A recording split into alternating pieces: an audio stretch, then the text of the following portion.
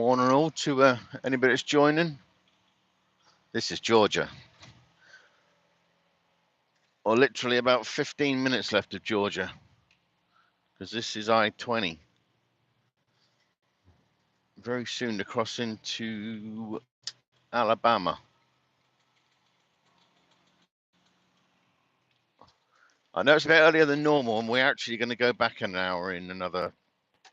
where are we?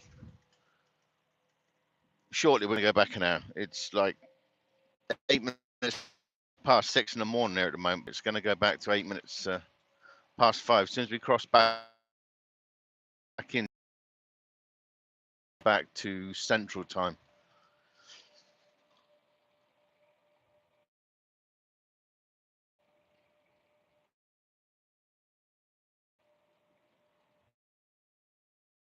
It's going to be a nice day today. So hot last night. My God.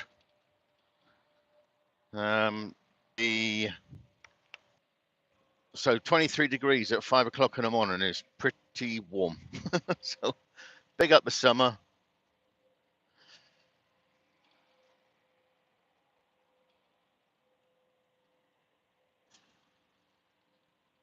It should start getting lighter shortly.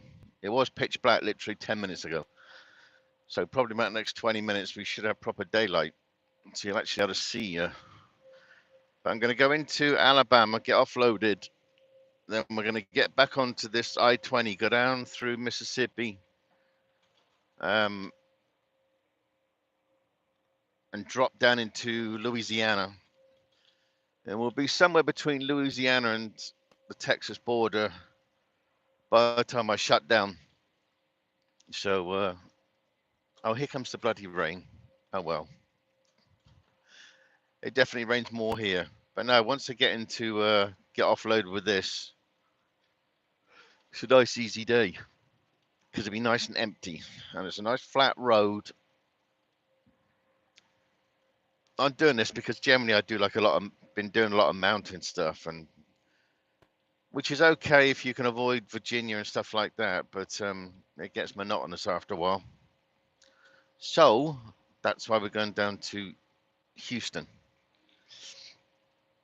because it's flat. And this, well, basically between now and Texas, yeah, now in Texas there's a couple of steepish hills here, and they are just hills, but it ain't this extreme like Virginia and stuff. So, but that was exit 9, so we've only got like 9 minutes left here in Georgia, and then we cross to Alabama. We hit the dreaded way station. I don't know whether it'll be open yet. Let's see if I get pulled. They're generally pretty hot, that way station.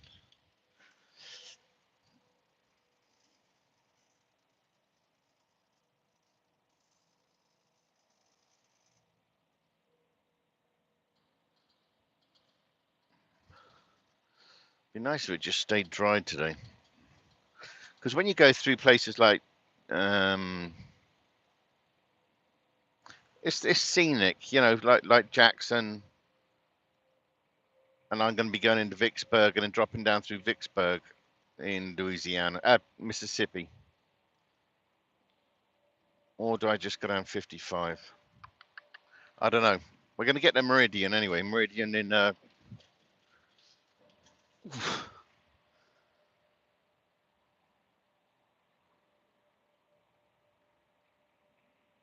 just watching that truck. It's a bit blurry, I'm sure, because the rain's coming down. Not sure what the pictures are like because the camera can't focus at times till it sorts itself out when the light's out. So,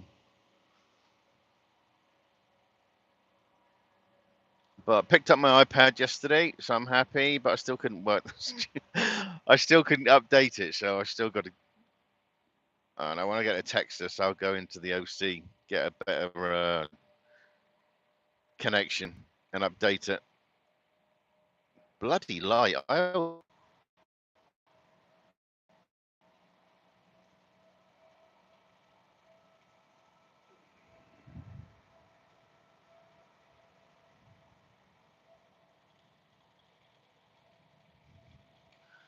I got to pull ahead of that truck because I can't understand why people attempt to go past you, but yet they just sit there and cause a bloody backlog of traffic. So it's just be easy. If they're not going to give, then you just got to get ahead of them. So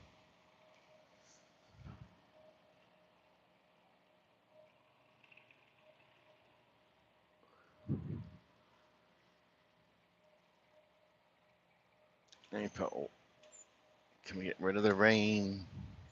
Yay. Well, whatever that rain was stopped. It's a 30-second rainstorm.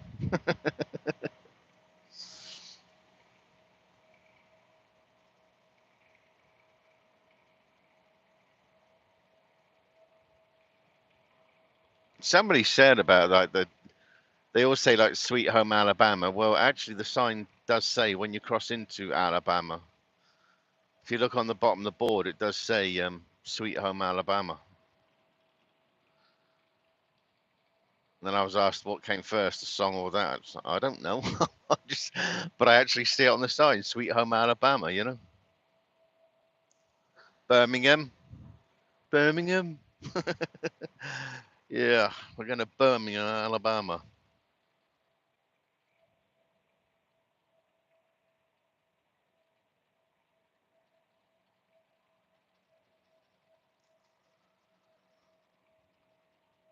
I was going to stop and get some fuel and get some, or top up the tanks, but I don't need to because I'm going to get to Meridian,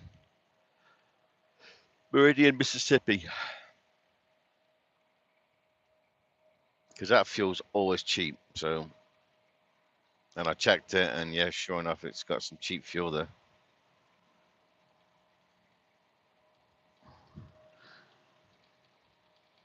You relatively know all the sort of places to go if you want to get like cheap fuel, whatever. You just generally learn over the years, you know.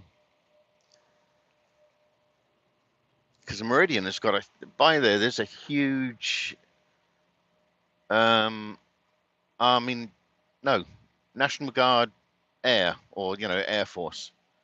They got a bloody. I think there's about 10 Chinooks always parked there. There's like all the fuel tankers.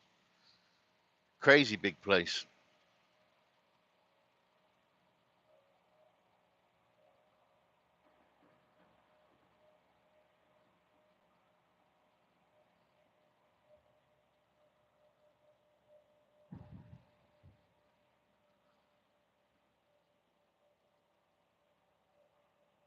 Yeah, I'm gonna be at the customer about 15 minutes early anyway, so which is good enough. But when you get there, you got to get weighed in. Then you got to go round, and then you back down. You back down this slope into the building to get offloaded, which is always fun because there's like a blind spot when you're backing up. They're directing you to come back, but you can't see them for a couple of seconds. So you're just taking it very slowly with your windows open so you can hear if anybody shouts or whatever, you know? Because nobody wants to run somebody over.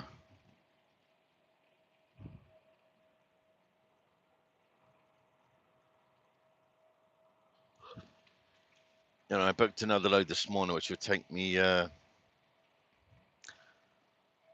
is that going to go? That's going to be like a week. Keeps me busy up until about a week Monday. So 10 days. That's generally as far as you can push out these loads or book out these loads. But it makes life a lot easier.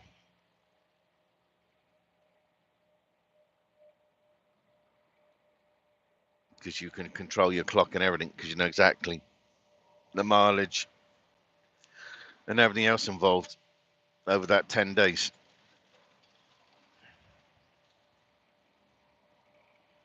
Yeah, it's starting to get lighter a lot quicker.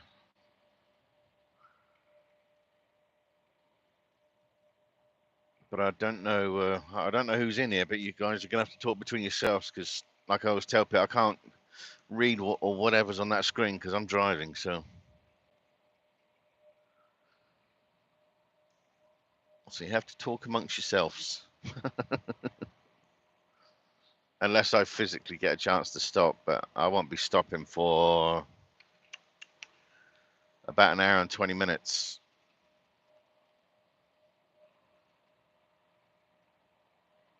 But I'm going to go through.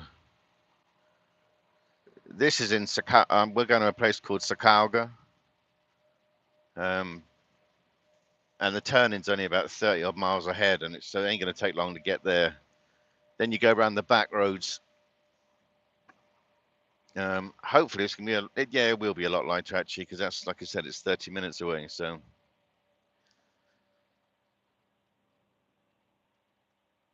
because it's getting light quick. But in a few minutes we're going to go back an hour.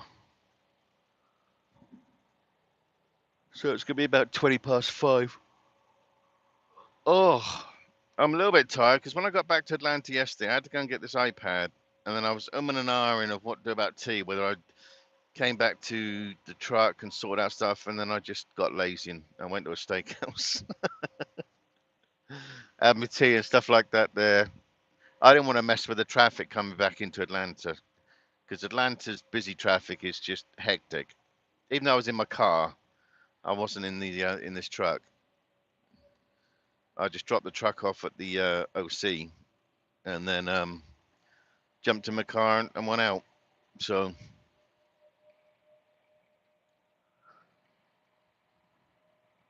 but I must fathom out how to use this, get this bloody thing updated. I don't know, I need a proper Wi-Fi thing, but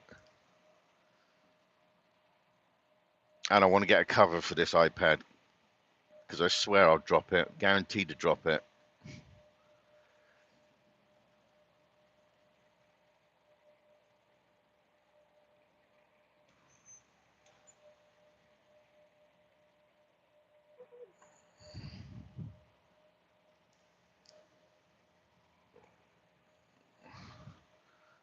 Right, we're just about to cross into Sweet Home, Alabama.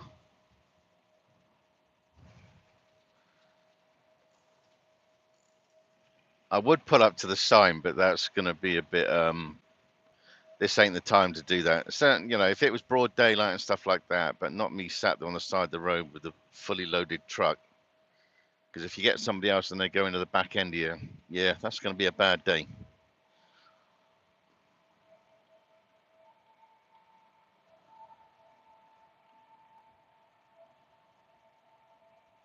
This guy's got some serious amount of steel on his truck.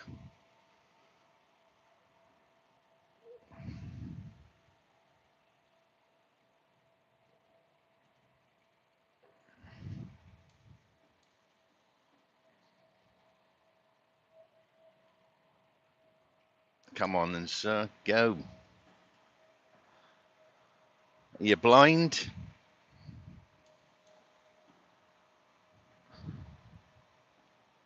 Okay, now he's awake.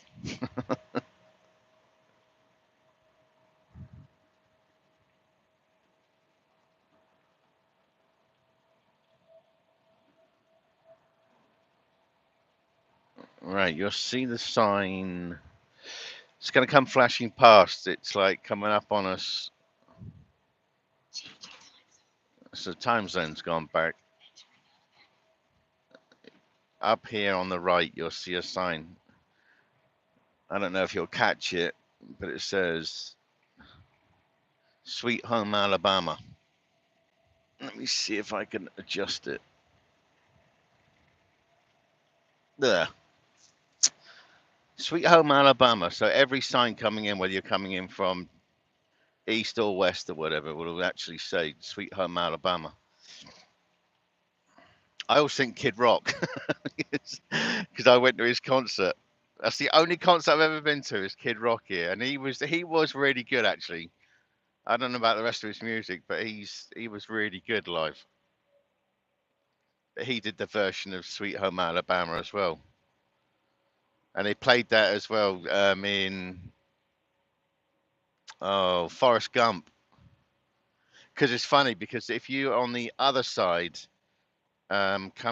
if you come from no, if you're coming from Mississippi and you're crossing into Alabama, going along 65, which is down further down. Oh, what do I see? Oh God. There's a saying, he says, oh, what the bloody hell.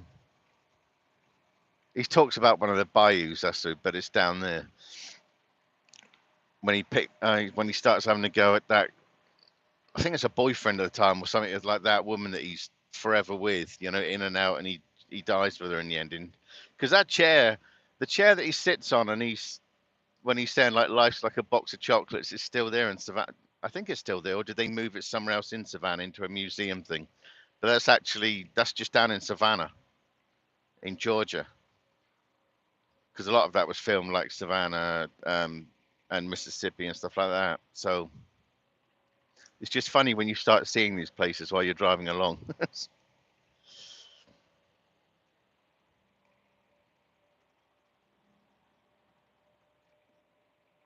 But anybody that's just coming in now, we're in Alabama on I-20 westbound,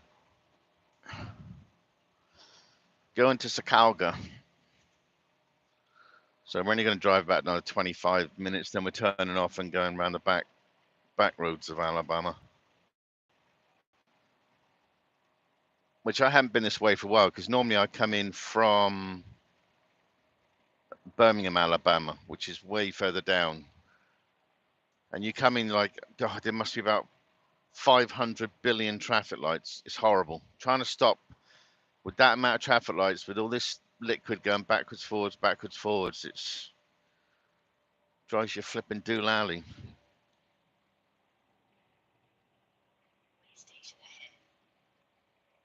Okay, let's see if this way station's open. It might not be open yet,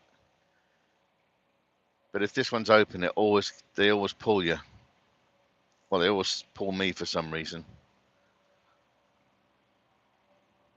Even when I've been empty, I get pulled. It's crazy. So let's see if it's open.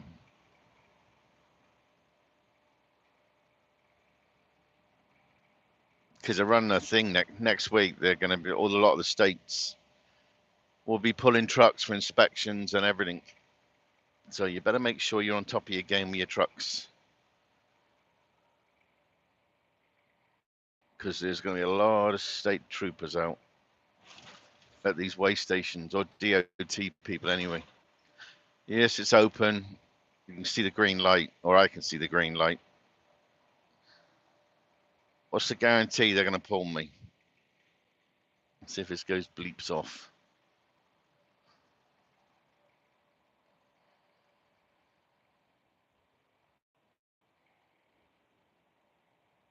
God, they must open early. Okay, past one. Let's see if we pass the next one. You can see that thing above me. No, I got pulled. It trips my computer in here, or my pre-pass. I get a red light coming on. It says you got to come in here. See what these chaps are like today. I'm only at about 78,000, 79,000. I'm not right to the limit, but I certainly ain't light.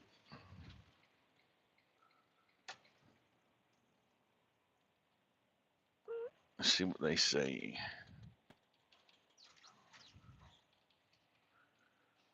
Slow the speed down.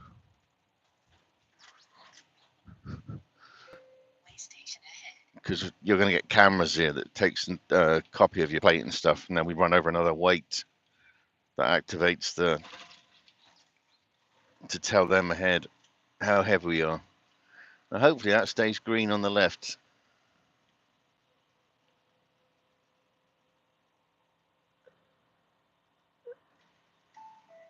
Yep. Yeah, they're not going to play with us today, which is good.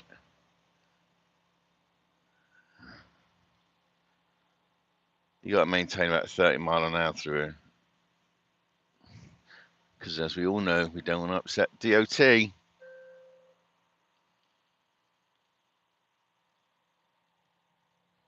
Now let's go.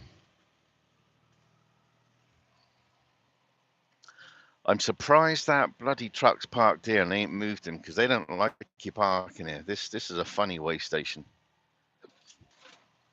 It is not a trucker-friendly way station.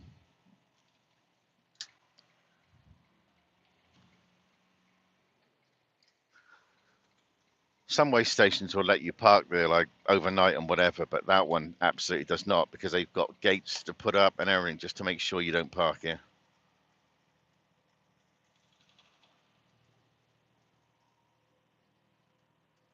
Which I generally don't like parking at way stations anyway. Just in case you get an awkward state trooper or whatever. I don't want to tempt fate. That's getting light quick now.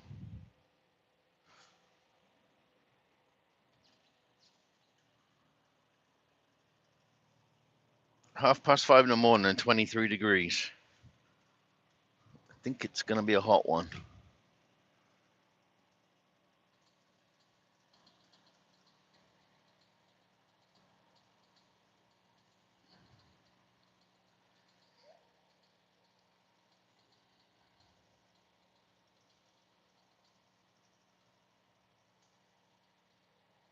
I do like Alabama. I'm biased towards Georgia, but I like Alabama as well, and I like South Carolina.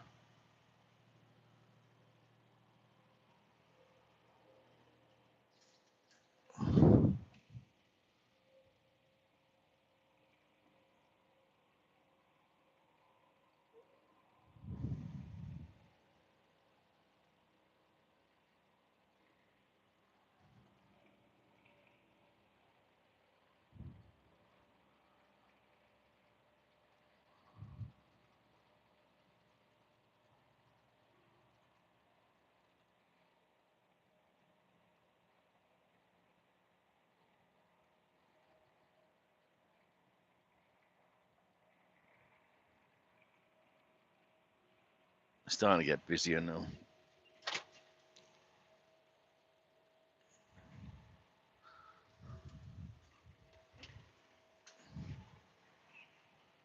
Just get my cold drink. It's handy having a fridge next to you like that, because you just open the fridge door and grab yourself a drink.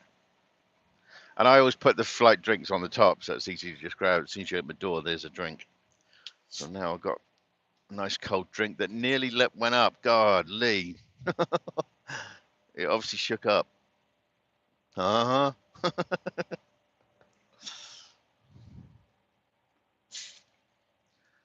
Nope, still fizzed up. Let's wait for it to calm down.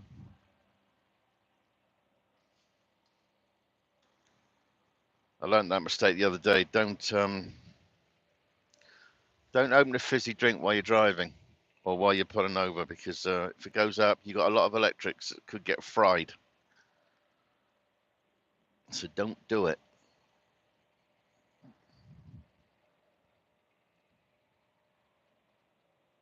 But hopefully whoever's here, I hope your day's going well.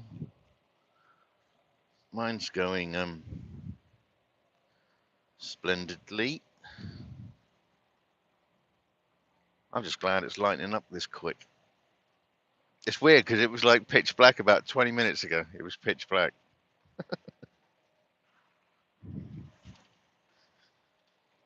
I see so many of these caravans now on the right, like places absolutely jam-packed trying to sell caravans, but who's got the flipping money to do that? I mean, they got some massive ones. They got like, well, they call caravans RVs here. So this is where you start getting in, like you start losing when you're having a conversation with some people here. You start losing it because you get lost in like a translation. Even though we all speak the same, but no, sometimes we don't.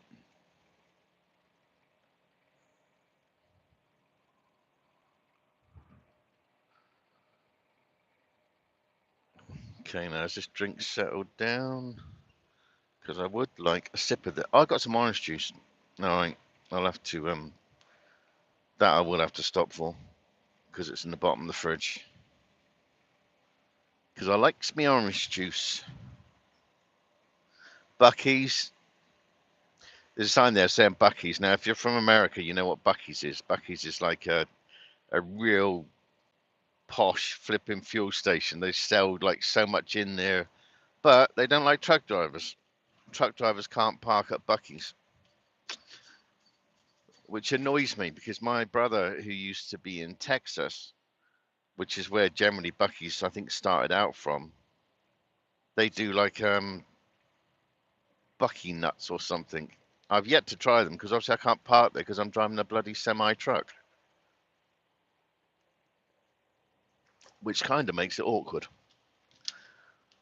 Now I think there's one opened up in, well, it's like about 50 miles outside of Atlanta. Now I'm not that desperate to get in my car and go 50 miles just to try these bloody Bucky nut things. So maybe when it's convenient, but I'm not driving some great distance when if they don't want your trade, well, I don't know. I don't need to go there anyway, so not being snobbish, but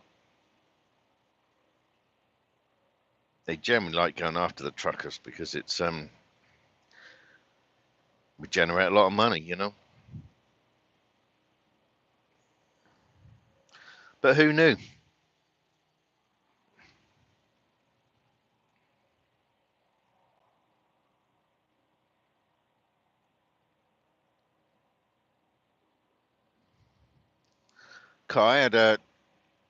I had this T-bone steak yesterday, which I always get them like almost cremated. I don't like all that rare stuff or medium. It just turns my stomach. I have to have it like just fully cremated. But that steak was bliss last night.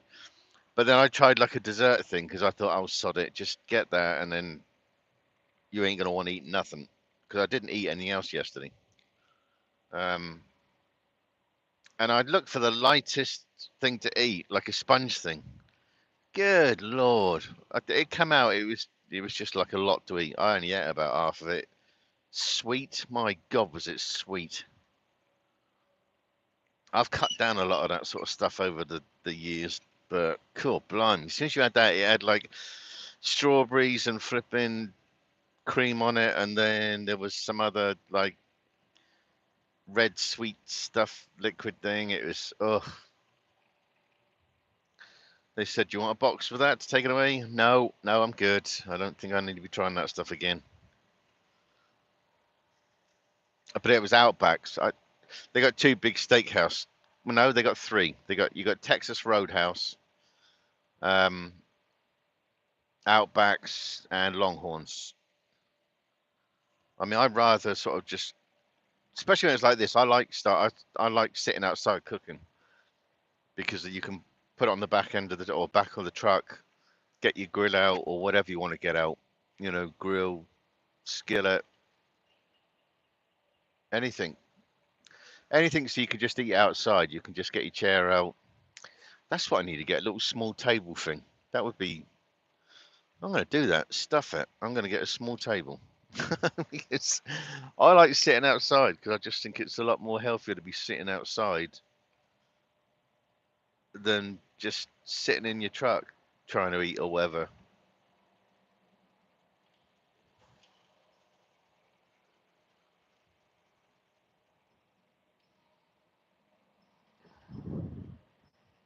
It's just different, you know. You can just because I was on a live yesterday, and I brought it up on something else yesterday. But a gentleman just said, you know, this is like living like that sort of van life, you know. And you think about it after, you think, yeah, it probably is actually, because you go around the country.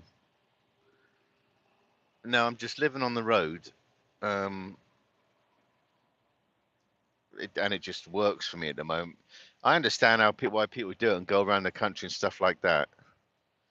It's just convenient. There's no aggro anymore. There's no, I don't know. I don't pay for gas, electric, and all that stuff. And you just, you know, you cook out or you can go and eat out if you want to eat out.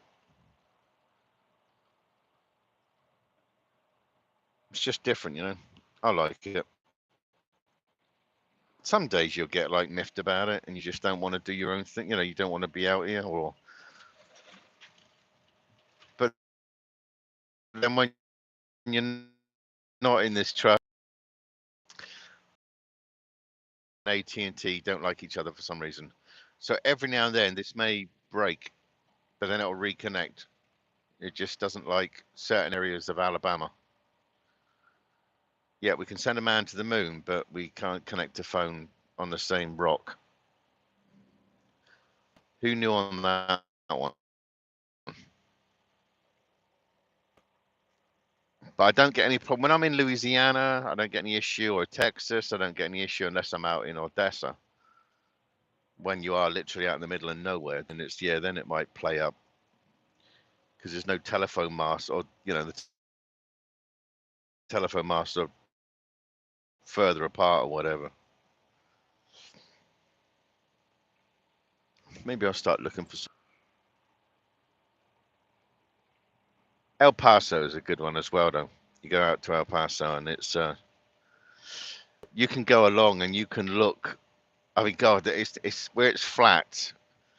If you're a driver out, you would know what I'm saying. But where it's like flat, but you can see such a distance all around. You can see the mountain ranges because you don't associate places like Texas with mountains. But if you go out to Odessa and out that way, as if you're going towards like El Paso and stuff like that, yeah, they got some serious mountains, lots of them.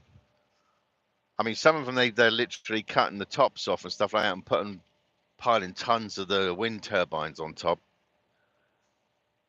Because Texas is like most, or like some of these states, you just assume that Texas is all about oil, but which it is. But if you go out into the oil fields, they've got like windmills everywhere. They're starting to put solar panels everywhere. They're doing everything, all to save money and be more efficient to the planet. But because you can get those ones to go on these trucks, you can get solar panels to go on top to generate power. I don't know how much power you're going to really get from the solar panel, which is literally the shape of the roof. And I mean, it's not that big. I don't know how much power one of those can generate.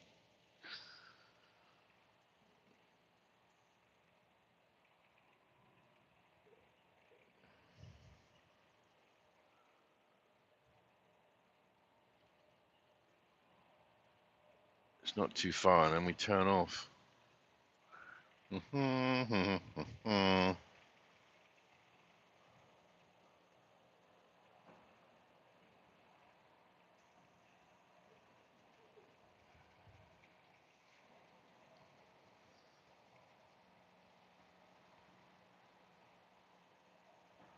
Talladega National Forest.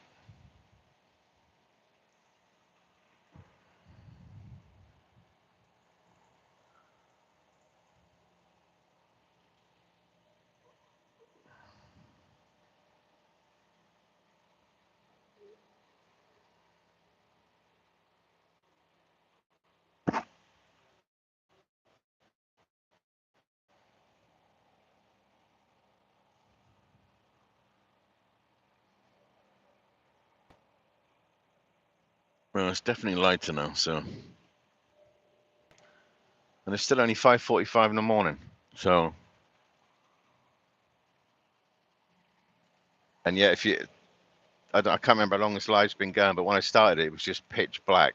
I think it's been running maybe 30 minutes, 40 minutes, but it was absolutely pitch black, so it does get light quick.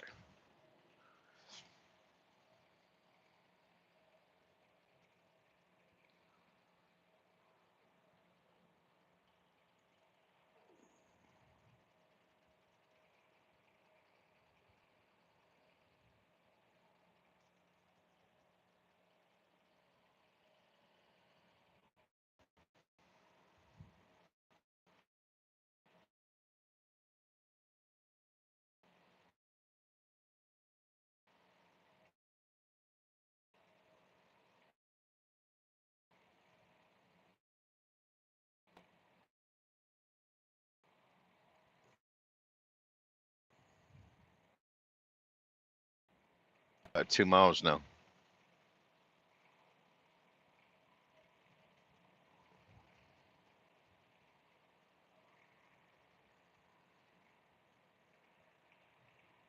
Right now we're on flat.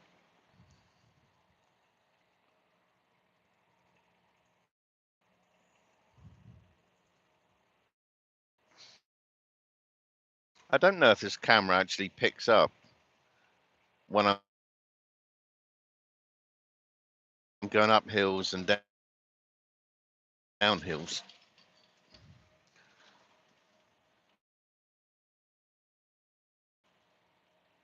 But you'd probably work it out anyway, because sometimes I'm just going really slow. It's because I've got such a weight on it, whatever. From here, I get offloaded there, go down to Houston, get reloaded, and take a slow drive back to Kentucky. But I'm thinking getting to Kentucky, that's which way am I going to go back to Kentucky?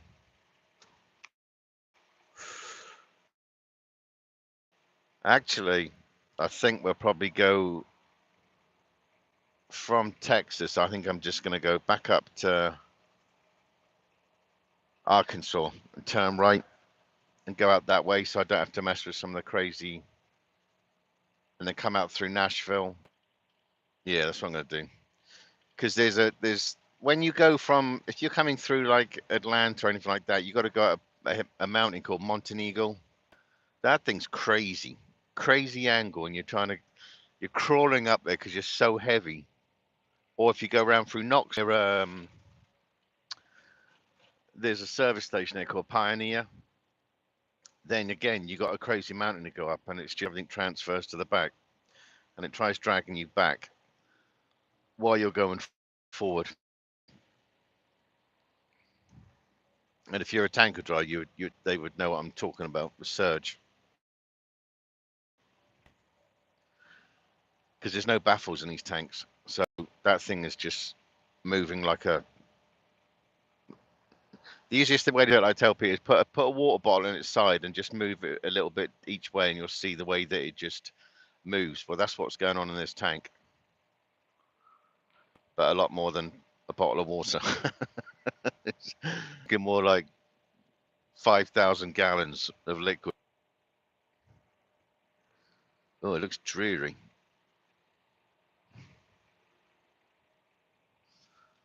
Okay, we want to exit 185. See, there's... Oh, you won't see them anyway, but there's just caravans galore. They ain't selling them.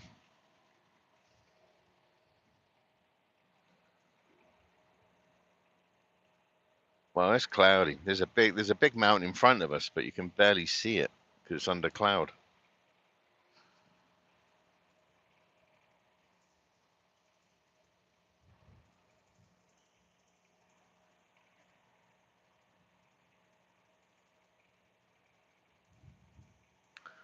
I think it's the next off ramp.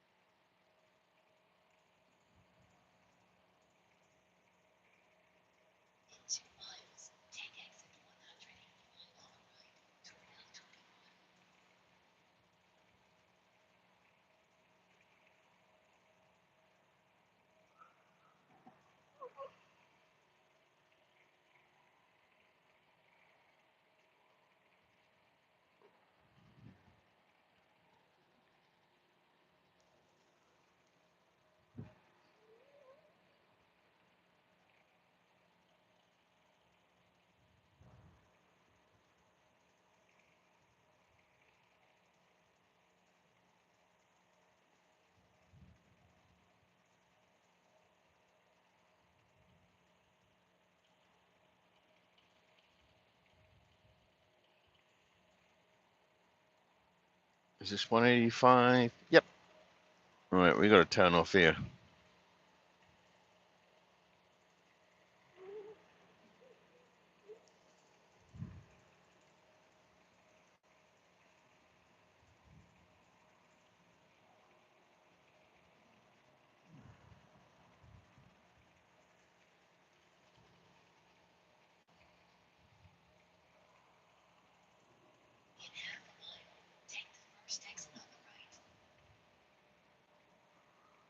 You can see the mountains a bit more now.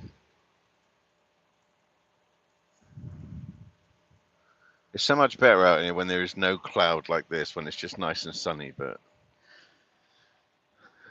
They've just had a lot of bad weather in the south. So let's turn off here and then take a left.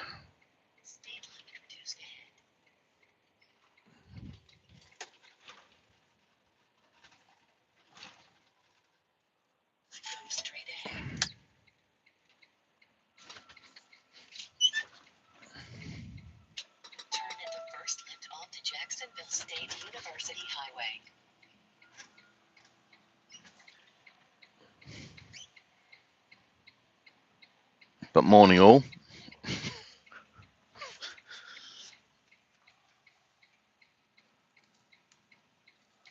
There's a Waffle House down there. Waffle House is just like a greasy German place. Very rarely do I go in there. Very, very rarely. But they do like a T-bone thing that you can have it with like steak and eggs.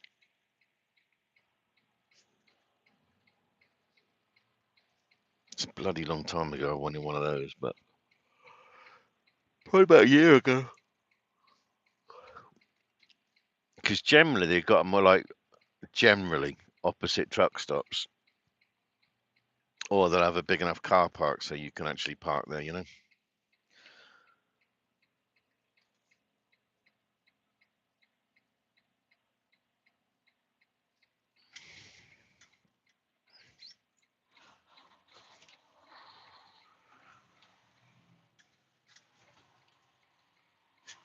God, that's what they're doing with this flipping road.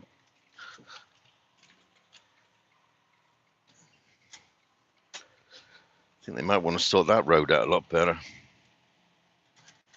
See, Waffle House on the left. I think there's a truck stop there. Oh, there's a Motel 6. Yeah, those are a bit sketchy. Don't stop at those sort of places. Oh, let me get up here. Waffle House. There's the truck stop on the left. Thought there would be. They got lots more of these little motel. I don't know what the difference is between a motel and a hotel. It looks the bloody same to me, but they're obviously resurfacing these roads, so I think I'll stay on this side of it because this is nice and smooth, this tarmac. Now I am about 40 minutes away from, what is that? About 40 minutes away from this customer. So we ain't gonna go too far. And then I just love the idea that I'm gonna be empty going back to Texas.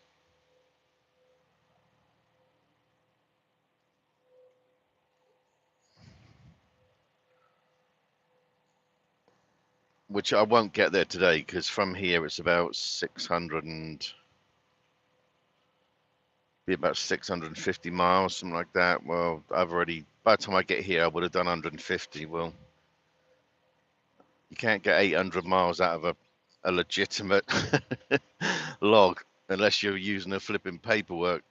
Then yeah, you can do anything with a paperwork one. But I ain't messing around with that stuff. We're keeping it completely legal.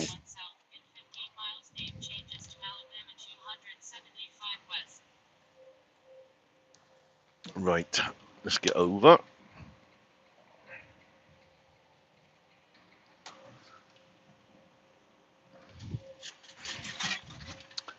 I'll have to work out where I'm going to stop today. Because I'm going to drop down past Meridian, go... Oh no, I'm carrying up to Vicksburg. I don't want to stop at Jackson, Mississippi, because those truck stops get crazy. But we'll be way past that anyway, thinking about it. Yeah, so I'm going to be somewhere between Vicksburg, Mississippi, and Texas. Probably about 150 miles short. But then tomorrow it's just there. drop this trailer, pick up another especially prepared trailer, and go and get loaded in Houston. Then I'll work out which way I'm going to go. But like I say, I think it's going to be, there's no rush, because at that one coming out of Houston, I could be there in a day and a bit, but it's not coming off till Monday. So that's why I'm going to have a few slow days. Cook outside, get some sun. If the sun will come out, so I can just get more color. I like sitting in the sun.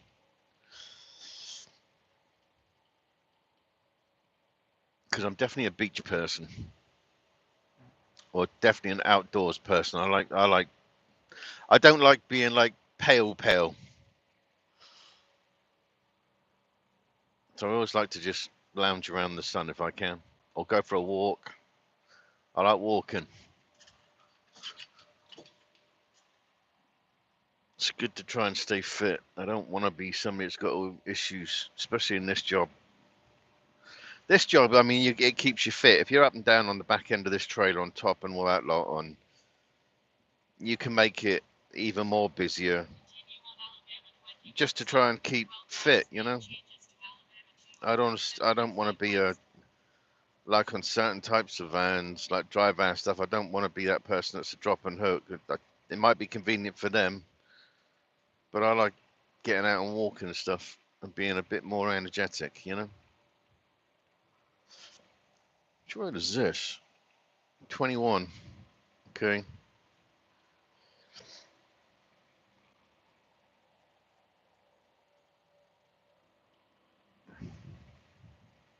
See, I could live out here. I wouldn't mind living out here in the middle of nowhere.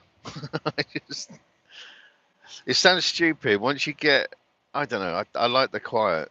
It sounds daft because you're on your own in a truck for God knows how many hours in a day. But yeah, it's just nice to get out. I like just sitting in the quiet. But a cold beer, just sitting in the sun.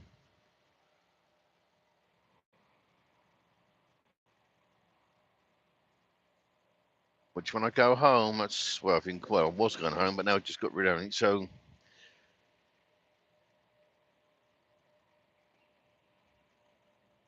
but that's like the other day when I was in that hotel. Yeah, I thought, sod it, get a couple of beers. I was watching the TV. It's weird watching the TV and all that sort of stuff. I don't watch a lot of TV. I'll watch like certain YouTube channels, or I listen to music, or I'll read odd bits. I always try to work, find out what's going on in England for obvious reasons, because that's where I'm from. So I'm always curious as to know what's going on in England. Check up on the Royals. I find it interesting. And just roll on getting my flipping passport so I can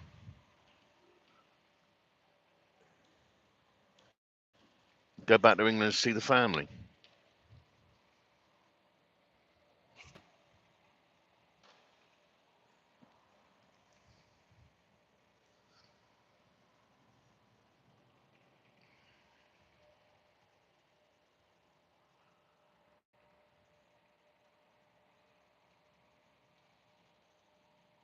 I forgot coming this way.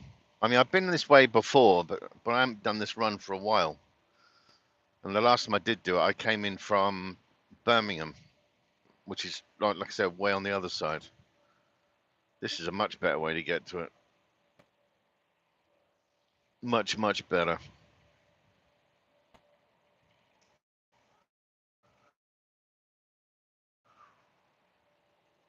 Nearly 6 o'clock.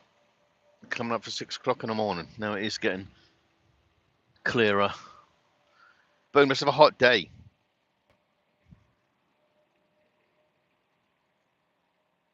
I think once I'm done with this one, I might have to change my put my shorts on maybe, and put my trainers on, because I ain't seeing nothing else today. Yeah, I'm going to have to put some fuel in. But that's going to wait until I get Meridian.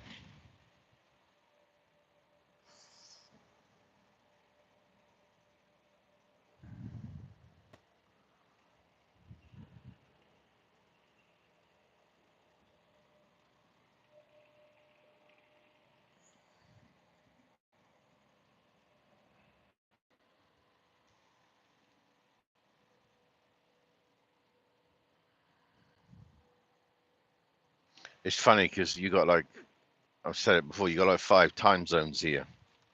This is Central Time Zone. Normally I'm working in Eastern Time Zone, but this is Central Time Zone. And sometimes if Texas is Central, but then once you go to New Mexico, then you drop another hour. So in New Mexico, it's going to be like 5 o'clock in the morning. I knew it. Why couldn't it just stay green? One flipping car. Oh my God. Oh, that annoys the Jesus out of me. So, and now I don't think you can tell, but the liquid's moving around. And I can hear my suspension moving because it's rocking backwards and forwards. So then you got to try and drive against it. Then it pulls on your fifth wheel. So you just got to go through the gears like slowly. And that was another tug. It is hard on trucks, tankers, because it's that pull and push effect onto that fifth wheel. That's why they're always checking these fifth wheels on these things, because it can just, all that weight can just rip out of the fifth wheel. So you can absolutely disconnect if you don't look after your gear, you know.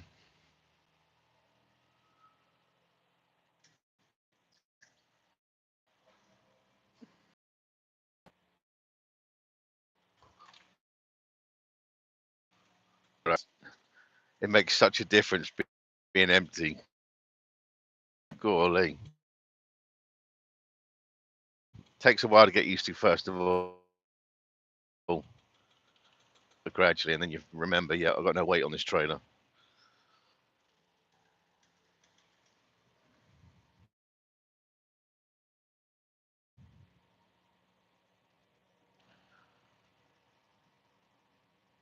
I may have to stop in a minute because the company's asked date on this product. It's off. It was 83 degrees still, like, not but about an hour ago, because it's been so hot down here. Plus, this trailer is so insulated. 22, 23 degrees outside at 6, and it's 6 o'clock in the morning, so you know it's warm. It's nearly Texas warm. So, because I think it was somebody was asking yesterday when I was stopped on this other live, and they were just saying, you know, what's the hottest temperatures you've been in?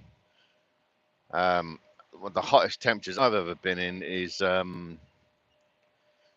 out in the oil fields in Texas, and it went to like 42 degrees British, and it did this to my dashboard.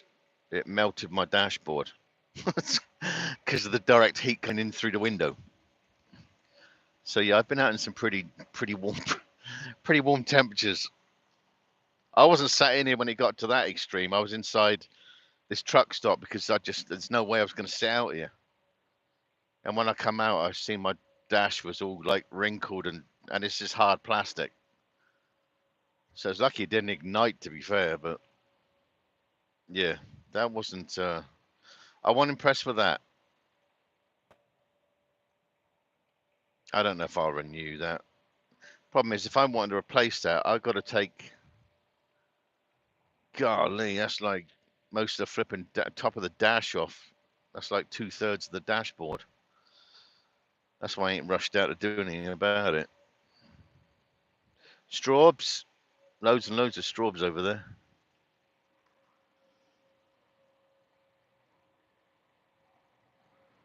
I like strawberries. Can't knock strawberries.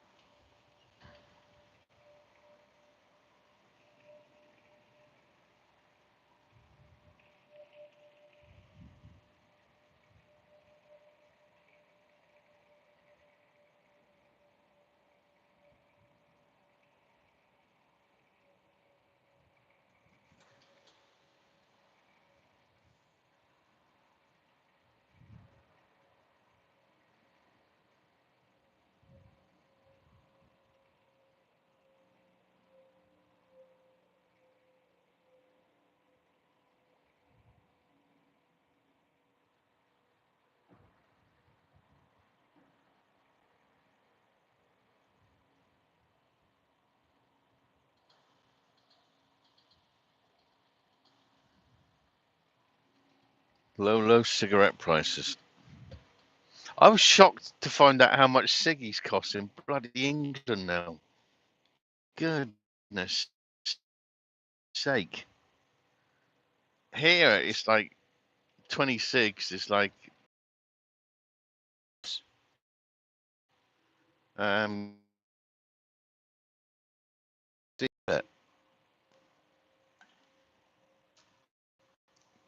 God, I don't know how anybody affords to smoke in England at that rate. Can you imagine 20 fags a day? 15 quid a day for 20 cigarettes. My God.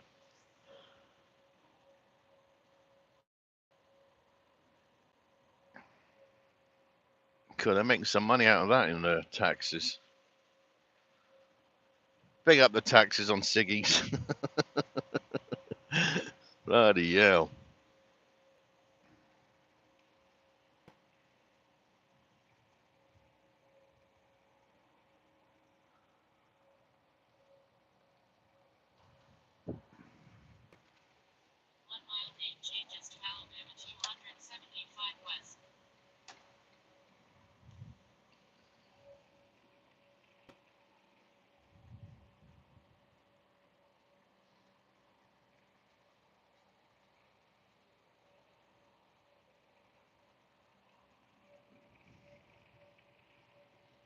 No, I think it's going to be a nice day today. They've obviously had rain out here, but looks like it's burning up pretty quick.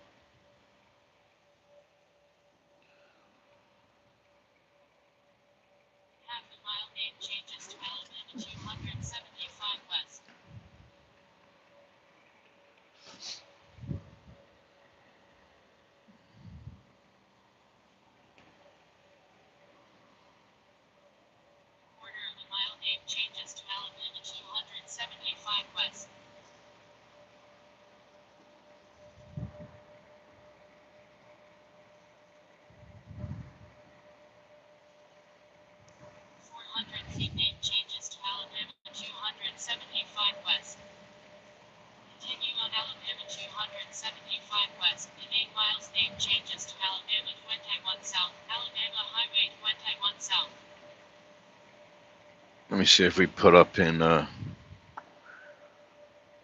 have to pull over in a minute somewhere just to check temp and send it in.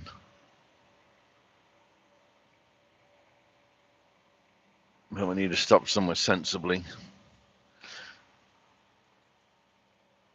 Can't just pull over by the side of the road. That's going to go down like a lead weight.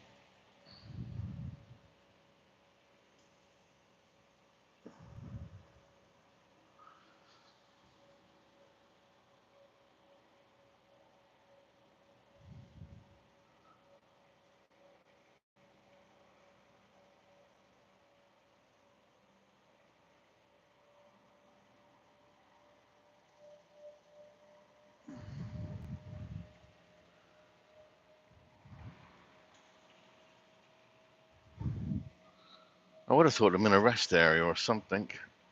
I can't just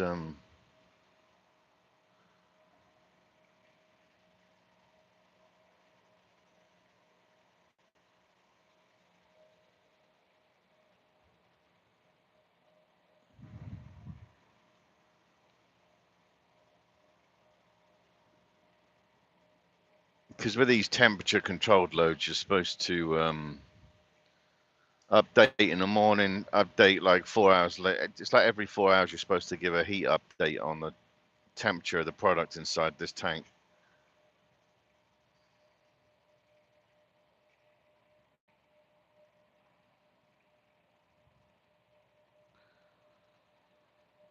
Just to make sure you stick to the heat requirements. Some of this stuff is seriously hot. There's some stuff I pick up, it's like 150 degrees. You get loaded and then you got to run to hurry up and get to the customer to keep that maintained. But that product in like 1 day will lose about 5 degrees, 6 degrees. It's like hot resin. Problem is, if that stuff went off, Christ, you'd have a solid of mass just in the tank of this, in the side of that tank. Got an idea that's not going to be very popular with people.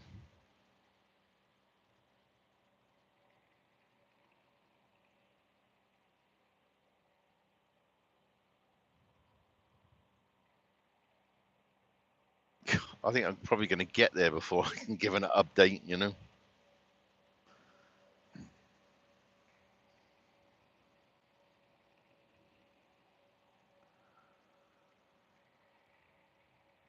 But good morning, good afternoon, good evening to anybody that's joining. It's just you're in America at the moment through this screen, and you're seeing what I can see from a British driver in the US. So thanks for jumping in and whatever, but I can't talk to anybody. I can't communicate to anybody because I'm driving. So it wouldn't pay to ask questions and stuff like that because I don't know unless I stop. And like I say, I'll stop in a minute and I'll check through to see if anybody's asked questions. But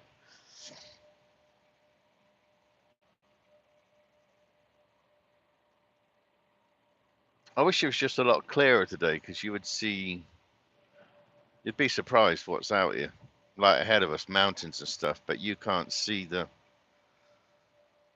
Again, they always associate like um, Alabama as flat, but it's not. And this is Alabama, so we're wedged. Alabama is wedged between like Georgia and Mississippi, and I don't want to be in this lane.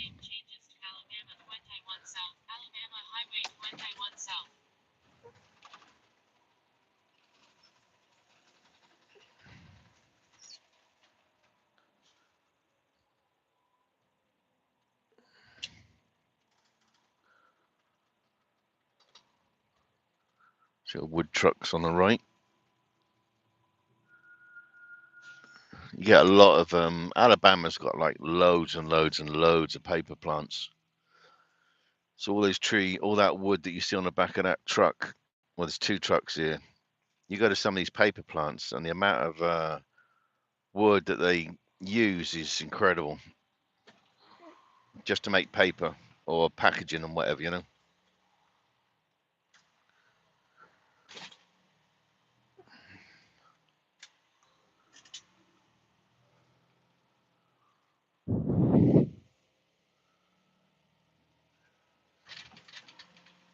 And they're always by the rivers as well because they need so much water.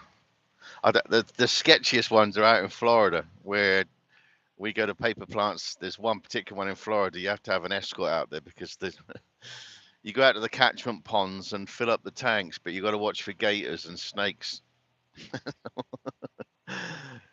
which I didn't care for. And when I was out there one time, they actually show you like where the gators come up because all the grass is all smooth and stuff like that. I'm thinking, yeah, I don't want to do that. So it's because again, there's some nice places to go to in Florida, but I've given up a bit on going out to those paper plants because they yeah, I don't want to scrap the gator. I guess I'm going to be the loser of that one.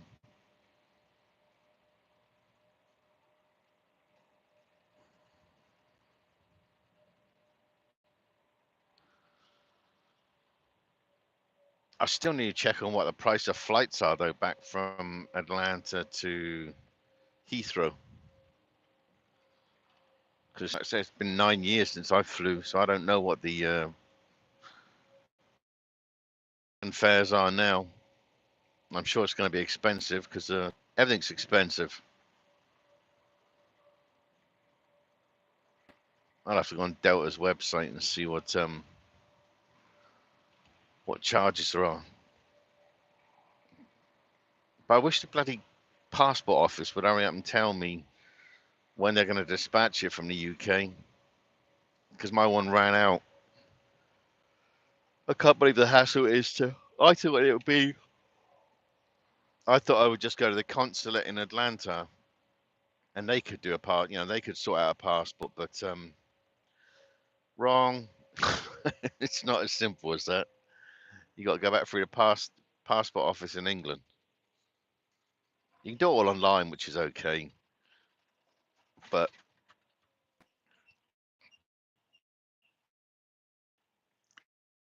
I sent a photograph in first of all, and it's like 3 days later, they said, nope, not good enough. Get another photograph. And yet that photograph was done by a bloody, like, photograph place. Well, it was Walgreens. Like in England, you got like Boots. It's the same. I think Walgreens actually owns Boots, but anyway, but it's the same thing. I sat there, had me mugshot done, and yeah, a few days later, no, not good. It was just annoying as heck, you know. But then I had to have it. Just done it myself on me, accepted that one. So now they've just got a. I don't know what they got to check on. They got all my details. I had to get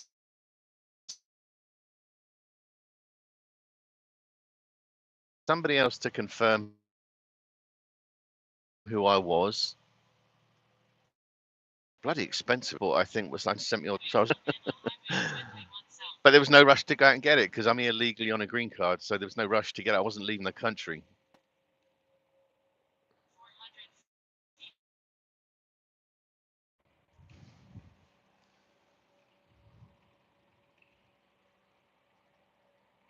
Yeah, so I'll have a dual nationality. It's a bit weird though to be classed as British and American when I'm not American, you know. I'm not being negative towards any Americans. I'm just saying, but I don't. How can you feel like like you're from another country? You can't, you know. I'm always going to know that I'm from London, Wimbledon, London, and you can't take the London out of a Londoner.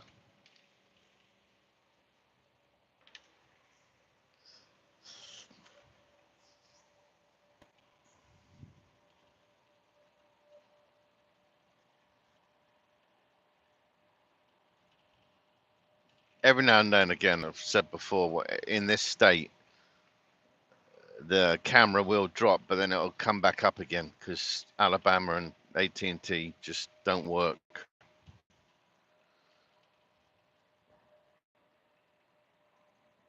And it's not as if it's jam packed with flipping like mountains and what I've done when I was yeah. Now it's got mountains, but it hasn't got mountains like Pennsylvania or anything or Virginia, and yet it doesn't drop there. You know, occasionally in Pennsylvania it would if you get into like a ravine, like the mountain ranges on both sides for some reason. Then obviously, yeah, the wave can't get to you or whatever. You know, this is why I believe we should bring back paper cups and string because it works a whole bunch better.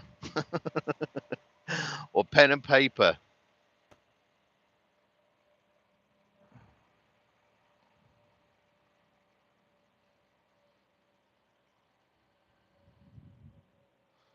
Right, 20 minutes away. This factory makes what they call roofing shingles here. But like in England, we have our roofs on the houses are slate and stuff like that. Here, it's a lot of it is felt, which is what we put on our sheds in England. We would never put that on a house. But they use it, and it looks like a tile, but it's just um, it's just felt, but in the shape of a tile. But it won't last the length of time like the roofs in England. They're gone for like donkey's years. These felt roof has obviously got a limited amount between 5 to 10 years, I suppose. And that can get expensive if you got to keep doing it. Because I remember when I had my house done in Poole, I had a house in Poole, Dorset, and that roof was what was that house?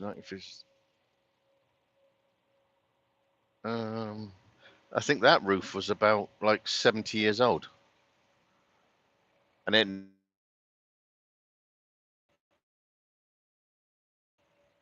fortunately something has been run over there because it's been splattered, whatever. And but birds are playing like chicken by trying to come and eat whatever it is. I know it's gross, but I don't like seeing it. Animals killed out here.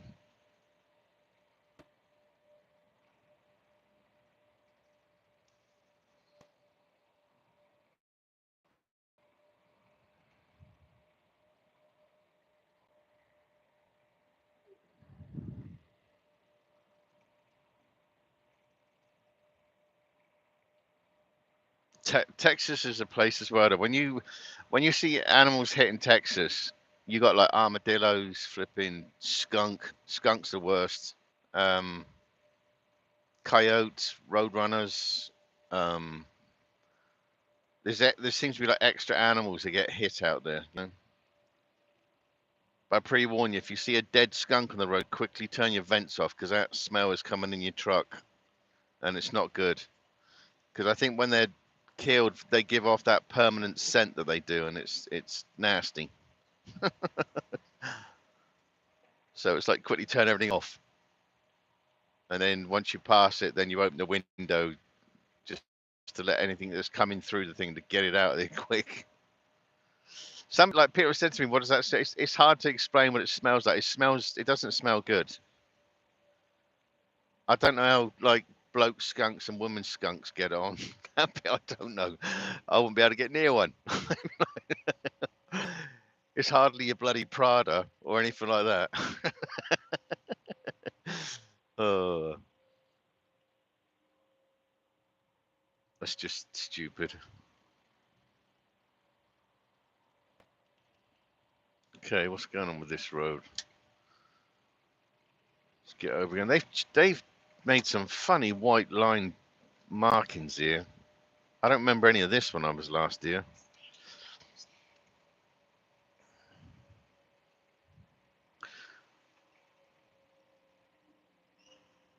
Yeah, I think we're actually going to get there before I can park anywhere to check the temperature because I'm only 15 minutes away.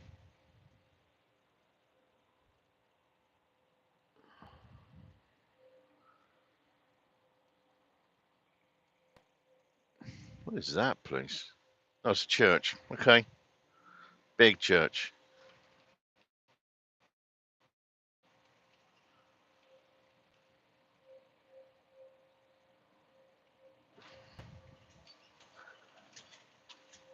Sweet Home, Alabama.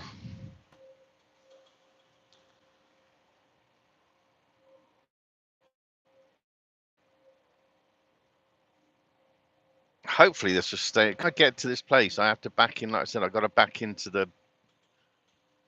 Oh, here we go. Dumbass bird. um, I've got to back in the building. I don't think I'll lose reception, but I know I go right into the building. Sometimes reception gets funny because you're in a metal, building.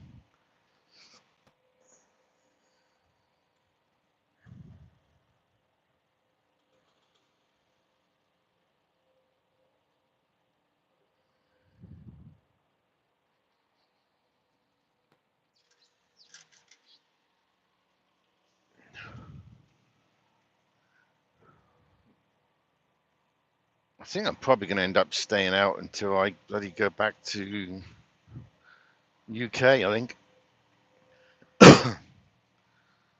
'Cause I want to go back to the UK about July, August. And what are we in now? May, so June. Yeah, I'll run. I think. Then I want some other bits done on this truck anyway. I want the new windscreens and round the outside that rubber that keeps it all. I want that replaced.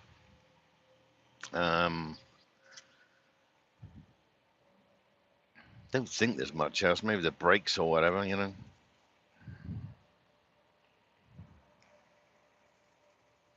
But I think I'm going to stay out for that sort of a while, and then when the truck's down, then I'll go.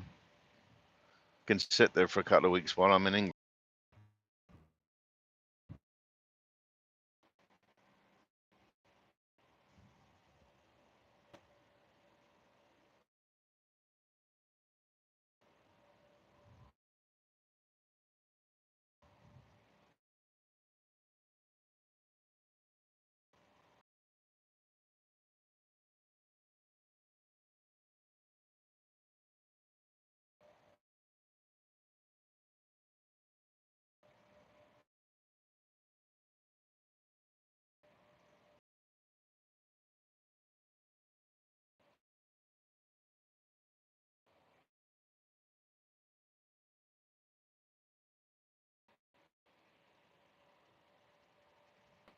8 miles down here, turn right, and it's 3 miles, or about 2 miles, turn left, and then we're there. So, gonna get there about 10 to 7, like 10 minutes early.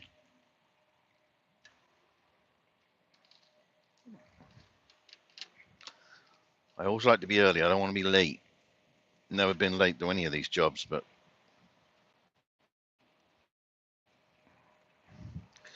definitely a time management job. But it does help with the GPS predicting like what time you're going to get there and whatever. So that makes life easier.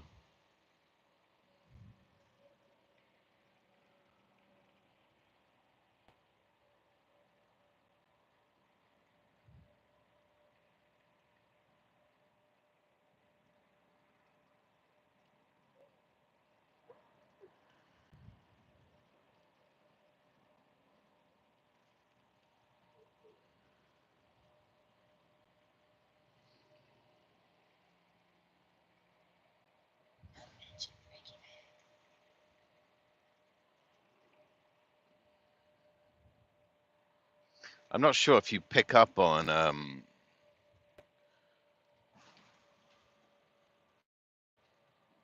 not sure if you pick up on like the noises that some of these my GPS or the computers, and you shouldn't do. But if you do, just ignore it. My GPS talks a lot. Let me turn this other one off. I can turn the volume off on our computers. I don't know if you pick up on it.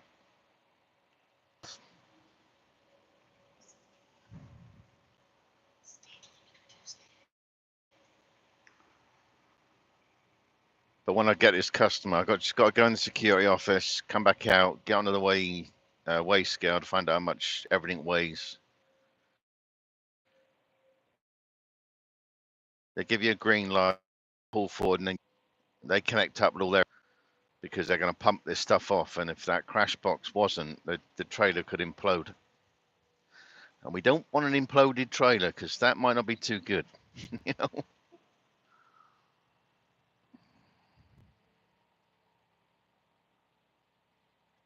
that would be a bad day. The only time we keep that lid sealed on top is when we're doing air offload, because we're going to fill it with compressed air. So you got to make sure everything is sealed up tight, because the tank's going to be expanded. That's why they got to keep checking the welds and things like that on this trailers, because they're put under such stress.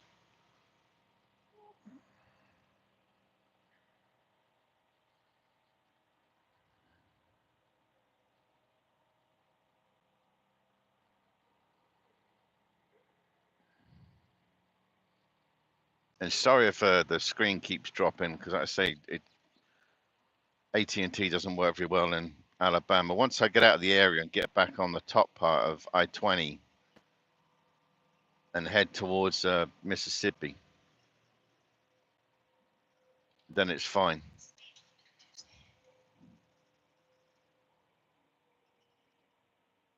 Okay, let's slow it up.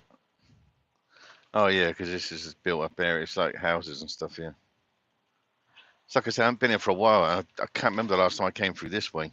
This is so much better than the other way, because the other way's got like 1,001 traffic lights. Okay, and I've got some guys going to go up the inside. Go on then. They don't get many people who like that don't consider you're trying to get out of their way. See, if they just let me go right, like I was indicating, rather than put up in there, and then they still. But I'm just moaning. It just bugs me when I'm indicating to get out of their way and it's not good enough. I need to get past you. I need to get past you right now. Okay, just do it then.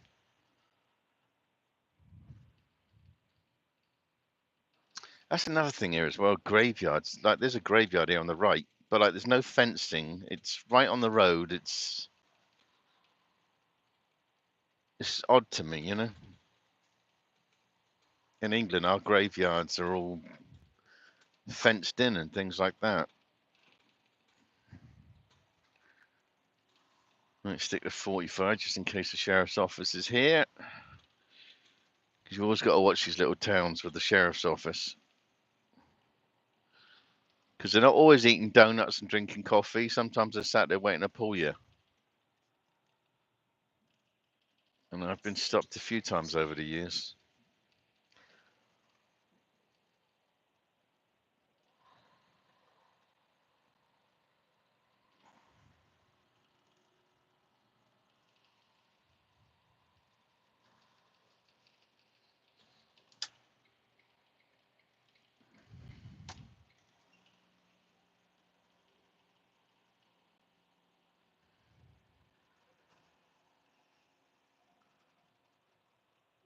Jack's. I don't know what. I mean, they do burgers and stuff. I never eaten there in all the years I've been here.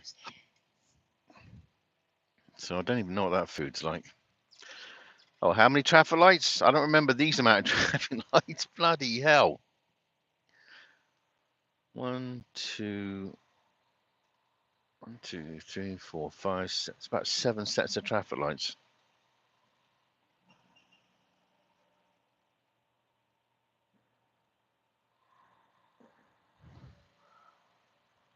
This would be very good if they just all stay green.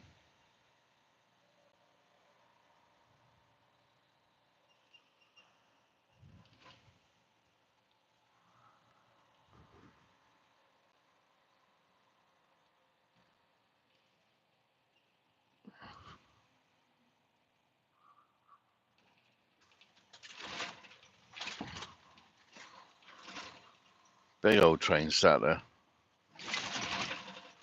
Oof.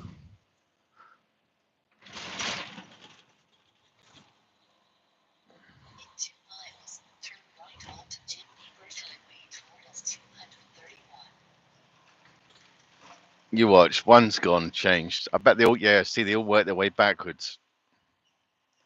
Can we get through this one? Okay, only got to get through 2 traffic lights. Welcome to Sacalga.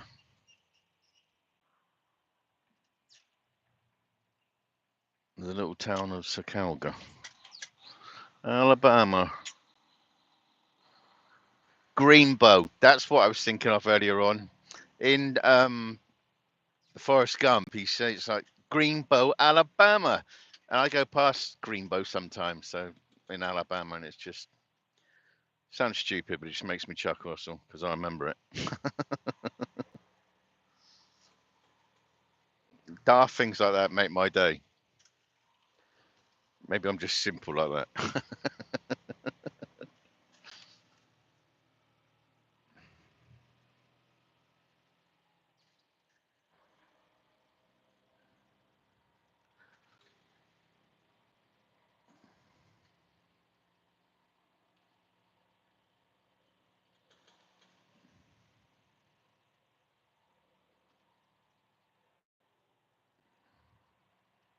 Oof, no.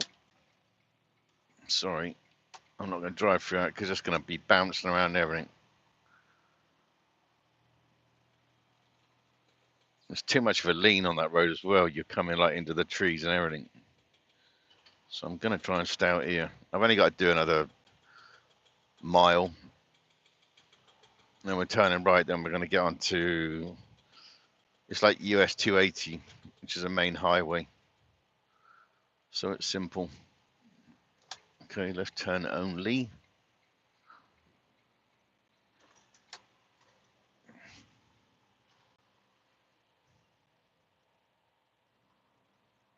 It's funny because when you're looking at this trailer, because obviously you're watching every few seconds to where you've been, you can see that the trailer's obviously top heavy and it's leaning to one side. It's and you can't. I don't know if you can tell the curvature of this road. And your trailer's leaning over.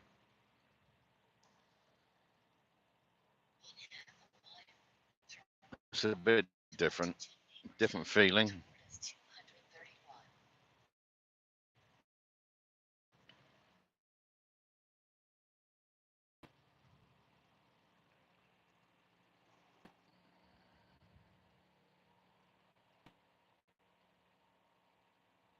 I will remind everybody as well, though, any blokes near. If you got spanners, the ladies have got bigger spanners, so because they've got a bigger spanner and they can kick you. So let's all keep it all civil, simple.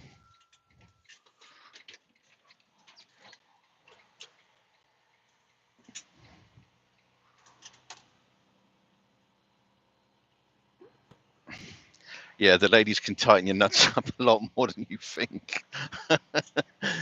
Oy, oy, oy. I'm going slow because this is heavy and we're going up this bloody ramp.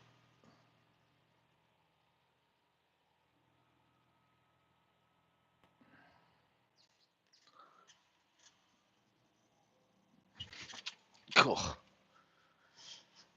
Again, I don't think you would have seen that, but that product just wrenches backwards because we're going uphill and suddenly I'm pulling. It pulls you back. And every now and then it feels like you're in a car crash, but you're not. You're just getting your ass kicked. And I've been doing this 9 years and you still get caught every now and then. Because sometimes you just can't control this stuff. Right, let me get in the left lane so I ain't got to fight at the end.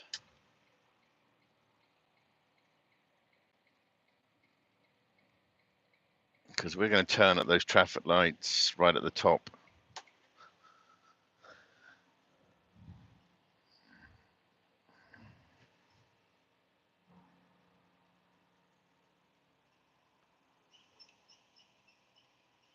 Oh, don't tell me when I come out of here we're going to go left.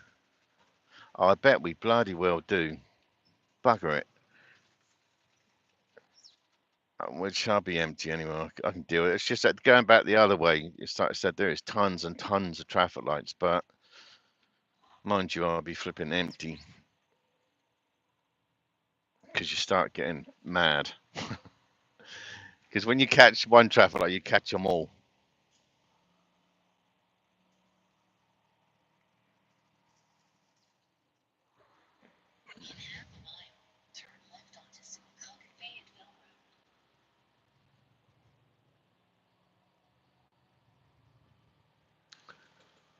Dodge Challenger. I was going to get one of those, but I don't know. They look fun. If you get the big one, the big 5.7 Hemi.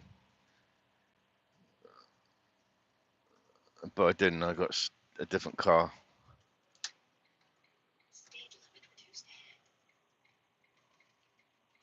Ugh. I bought a British car. Well, if you can call it British, don't bother flipping. Owned by the Indians now, but heck, it's still a British car to me.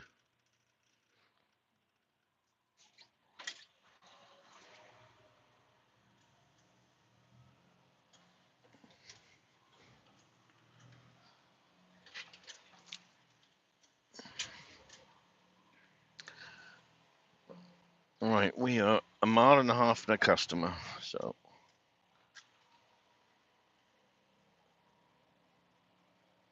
They'll say, "You been here before?" Yeah. Do you know where to go? Yeah. Okay. Because they get security people, you tend to see a lot of them change. They get through, I don't know, maybe it's crap pay, crap, whatever, but they tend to, whenever I've been here, it's always different people. That's why they always ask you if you've been here before, because they've never seen you before.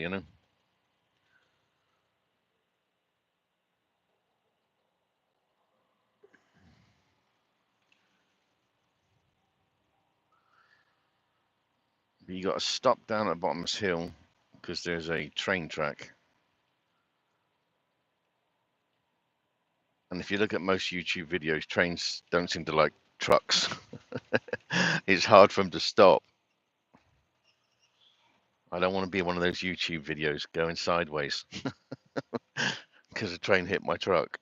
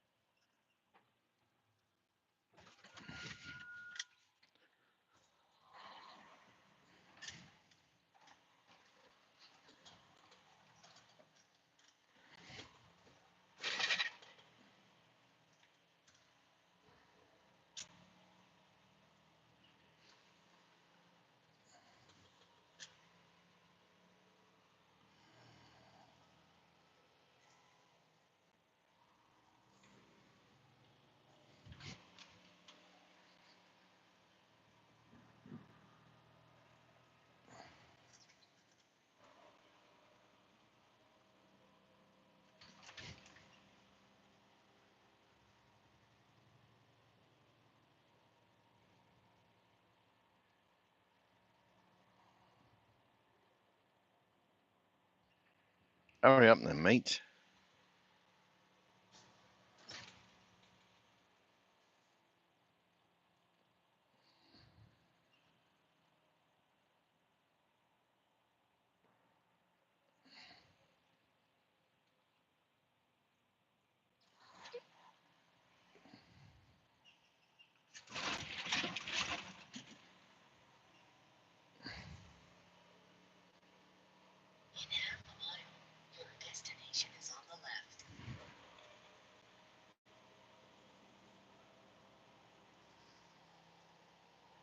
Right, it's just up here on the left-hand side.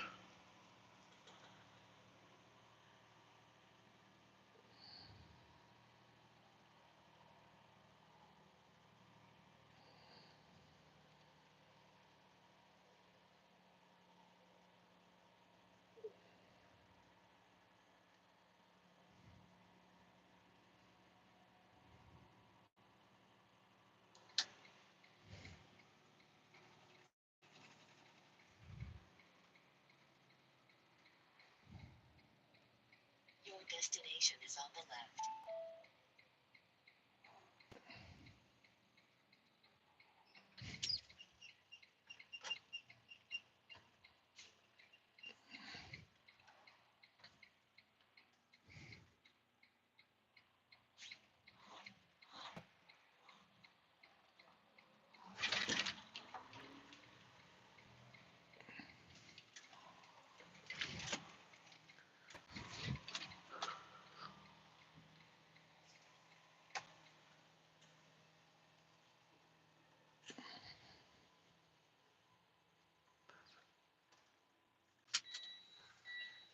Right, you're gonna have to bear with me for 2 secs. I'll go and get my paperwork sorted inside here. They're generally pretty quick. Then we've got to get on that scale in front and balance on there till they can get the weight. So let me just show my paperwork. Da, da, da, da, da, da. Right, I'll be back in a minute.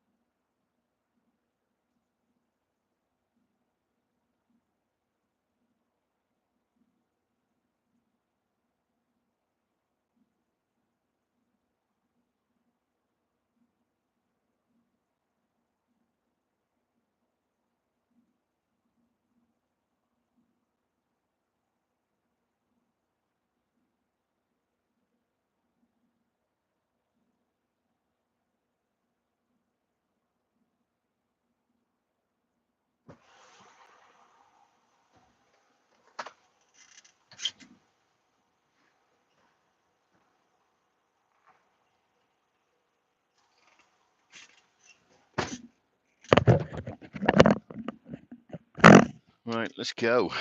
I was right. They they got a new bloke and they're being trained.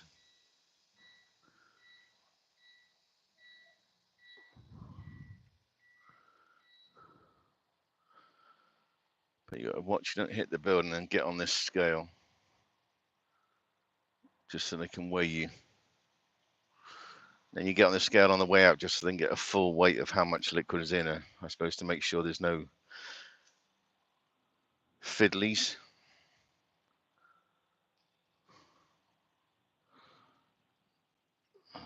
Go on, go on, go on. How much do we weigh? I don't know if you can you see that? It's fluctuating because it's we're moving.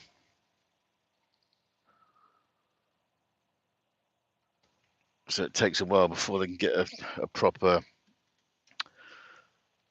weight on it, because it's got to stop rocking.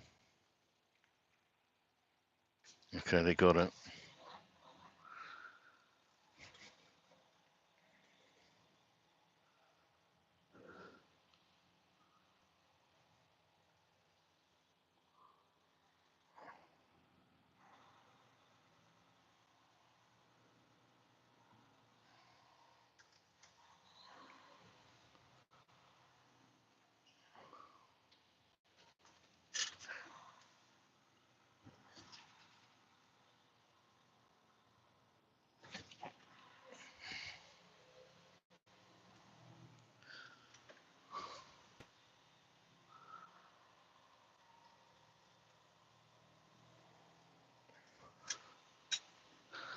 Now this building on the right, like you can see the red corner to it, I've got to pull forward and back up, well, back down a ramp inside that building. You don't have too much turning space, so you've got to come in fairly close. Somebody's come in way too close and wiped out that beam. Is the door open? Yes, it's open. So have the windows down so I can hear him shout, oi, because you get like a blind spot here. Because it's light outside here, but it's dark inside there.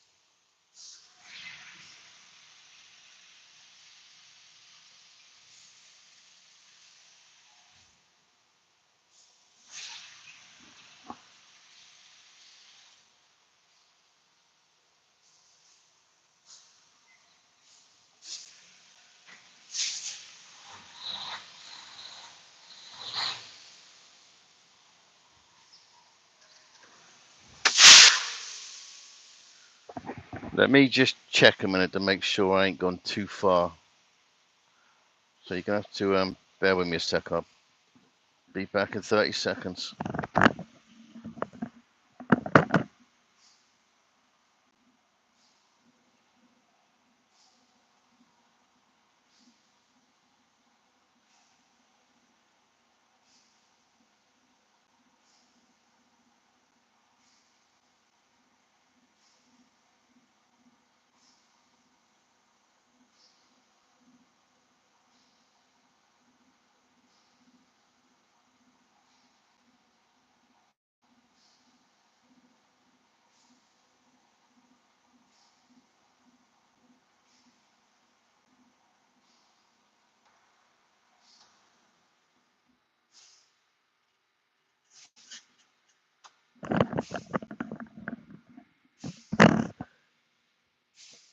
Right, that's okay. I've got to get on top of the trailer a minute, just open up the thing, and then wait for these guys to turn up with their connect their hose and pump up to the truck, and then I can get that stuff off. So, got to just jump out of that number to about 2 or 3 minutes.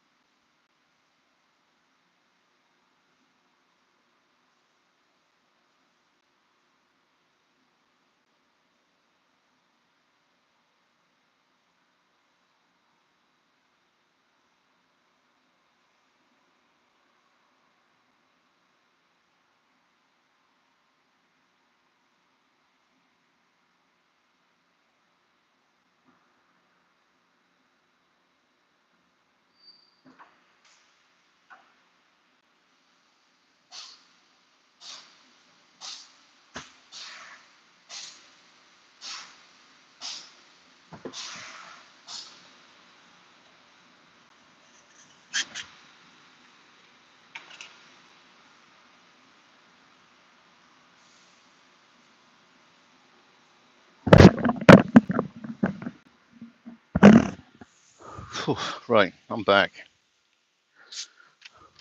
Let me quickly show you. I've opened it up so you'll see all this liquid inside. Hold on.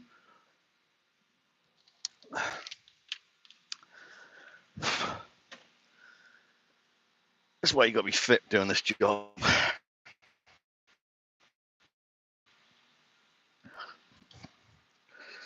Hold on. Let me put my gloves on. I don't know what chemicals are on the side of this trailer or whatever, this ladder. So I ain't taking my chances.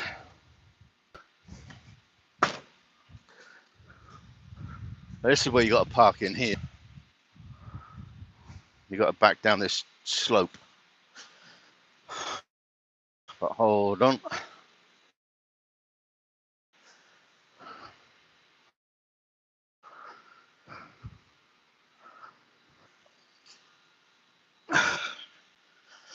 Now on top. But yeah, this thing is loaded. And you can feel the heat coming off this stuff. So it's slimy.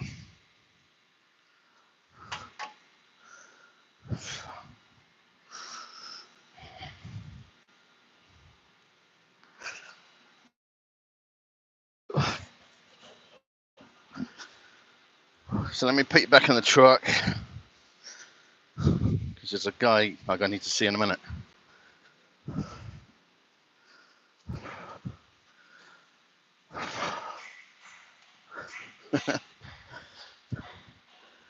My British flags. Big up England. Whew. Right, let me back.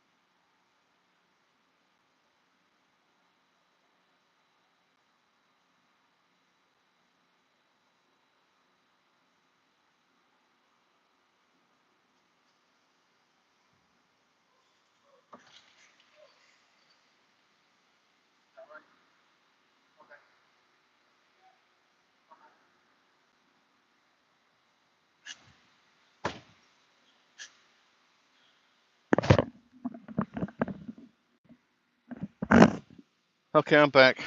It's hot. Holy crap, is it hot here? 7 o'clock and it's, oh God, what is the temperature? Hey, beautiful serendipity. Prayers to you, young lady. God, it's 26 degrees at 7 o'clock in the morning and humid as heck. Everybody give like thought and prayer whenever you can for young serendipity because she's going through some stuff at the moment. So, positive thinking.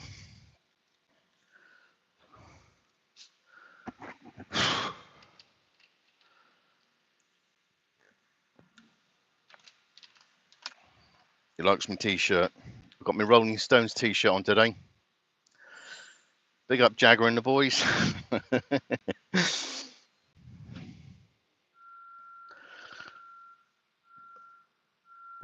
you can't run your engine here, so I've just got my windows open at the moment, but there's no air movement. Like if you look forward, you can't see anything moving. The clouds are, yeah, but the trees ain't moving. There's no air circulation. It's humid as heck.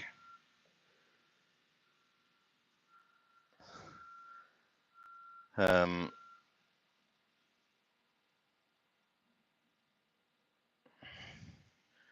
that's not good, young lady. Well, I hope everything's working, you know. I know it's going to be a long road, but I hope, you know, I hope every day is getting better.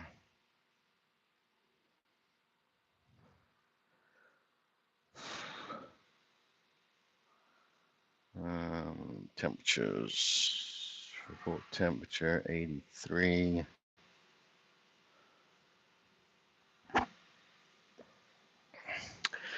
Yeah, there's been tornadoes touching down. It's like when I was in Michigan, not yesterday, but the day before. And I left Michigan in the morning and they got hit with tornadoes in the afternoon.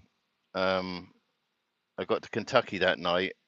And if you look on JJ's channel, there was a massive thunderstorm. He did a live for about an hour and a half. And I think it was like at one, I think I actually marked it in his messages. About 1.14 or something, or 140, you'll see a massive thunderbolt just come down directly in front of me. About a few hundred feet though in front, and hit the ground. That was crazy. And then when I got to Atlanta last night, Kentucky was being hit with tornadoes. Now I'm going to Texas after this, so I don't know what the weather's like elsewhere, you know.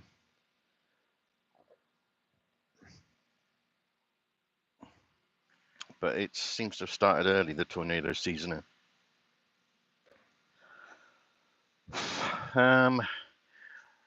I think they've had small, odd tornadoes appear in England, but nothing like what we get here. I even put on my community page showing one tornado I met in South Carolina. That thing was massive. You have to look at the community page. Because when I first put it up there, I forgot to put where it was. And my mum thought it was like now, straight on the email. What's going on? You okay? It's like, yeah, that was like, I forgot to put it. It was like 4 or 5 years back, but.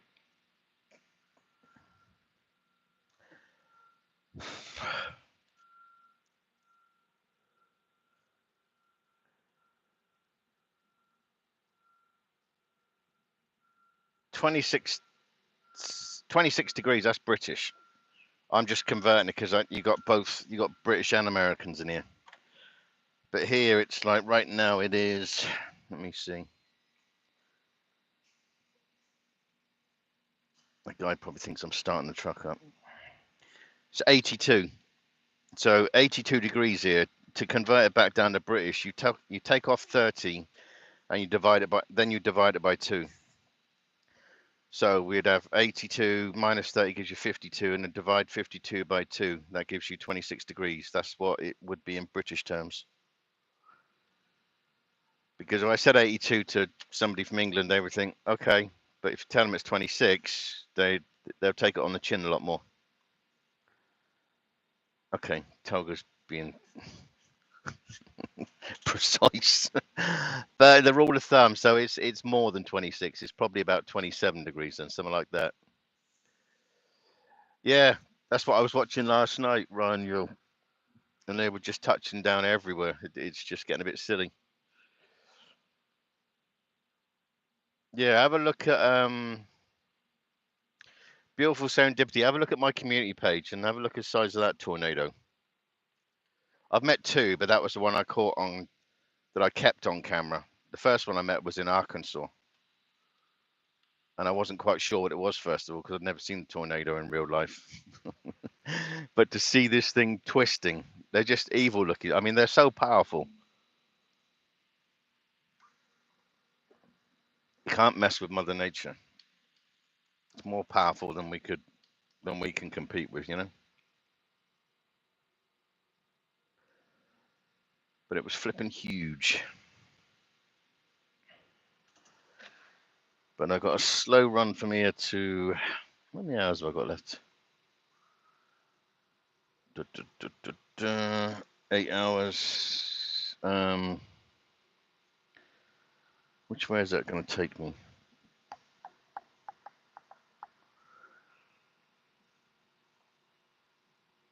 Let's see which way this goes to. I'm going to Talcott Street in okay, they started pumping it because I can feel the trailer vibrating. Talcott Street.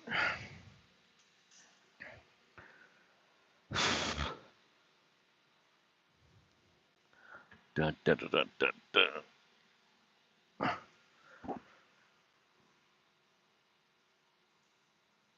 Let me see. I bet it takes me, but I know it's going to take me back to Birmingham, Alabama. I just don't want to go that way. I really don't. So many flipping traffic lights. Let me have a look. Da, da, da, da, da. Yeah, it is. Pain in the bum. Whatever. I have to do it.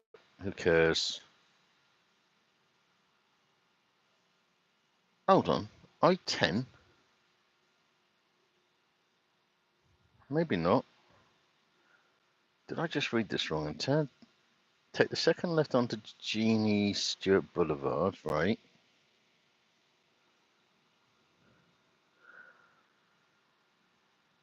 No, I'm right. 280. Yeah, pain in the bum.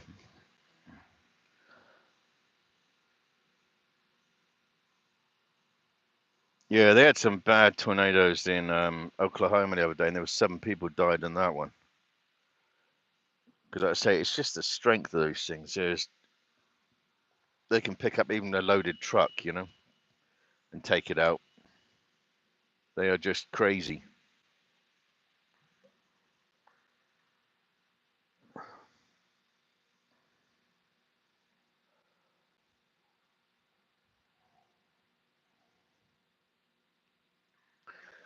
So, no, I will be. But how are you doing anyway? Serendipity, you know, are things going okay? You know.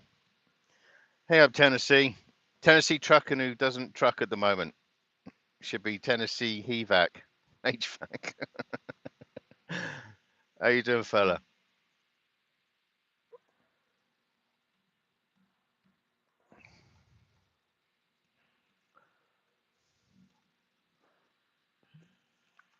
And blokes, don't forget, be nice to the ladies, because they got the big spanners.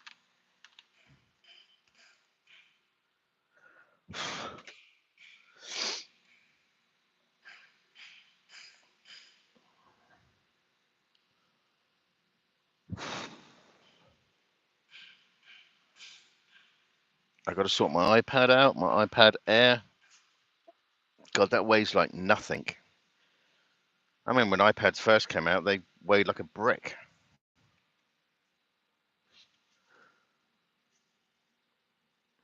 Yeah, because when they come through these buildings, they are made very quick and very flimsy, you know?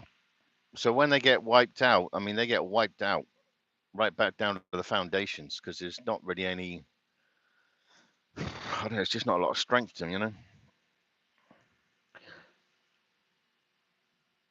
What part of Tennessee are you in, Tennessee? Because those floods, there was supposed to be flooding in, excuse me, I drank a fizzy drink. I do apologize. Um, I'm going to Texas, and they had like 2 days ago, they had major flooding, and there was more due then. I didn't know. So I'm hoping, and that was Houston. I'm hoping I'm not going to get too much into that. Beautiful serendipity. Do you watch all of that, Ryan Hall? You should be. you, you should start a channel up. Restream it, young lady.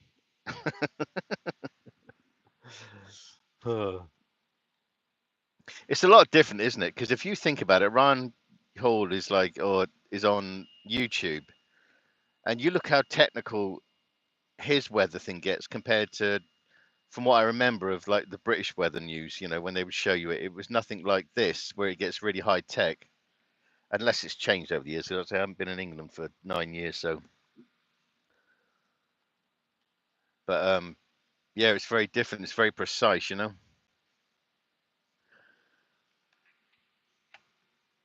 It's almost like, you know, it's going to pour down at like, you know, 7:10. It's going to stop at like 7:45, and they're pretty much precise. I mean, I got a heck of a weather thing on this computer that does all. Let me show you. It does all generated stuff. This, when it wakes up. Let's go to the map. It gives me live conditions. So let's and it'll gives me like, once it starts moving, it gives me cloud formation and where it's going. Now I'm here. So where is that going? Okay, so that's heading towards Atlanta. Oh yeah, it's Atlanta there. Oh, Birmingham.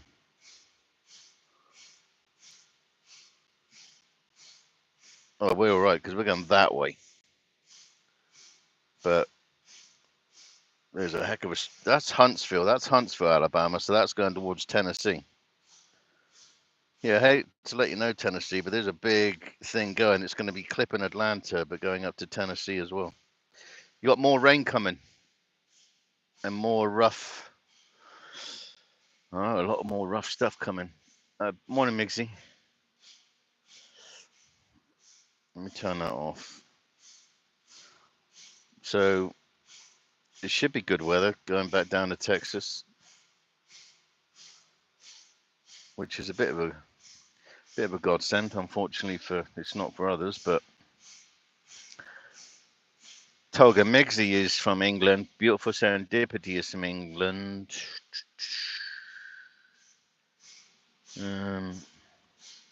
Sian is from England. Kenzie Cush is from England. So there's a few British in there, which is good.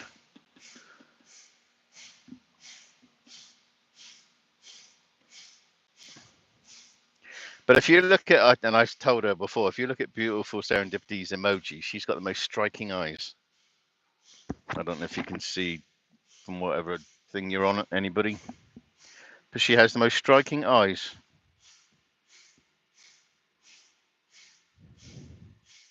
Oh, a nice cool breeze. Oh, for about 2 seconds. My God.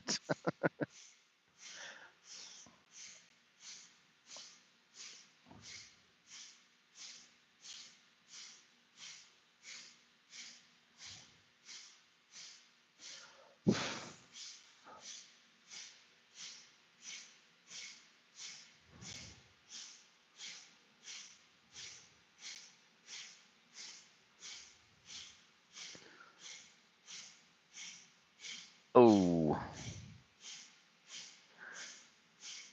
Yeah, I mean, I wasn't going to say anything about whatever. I mean, that's down to you to speak on that. I don't want to be stepping on your toes, but yeah, you're going through it, you know.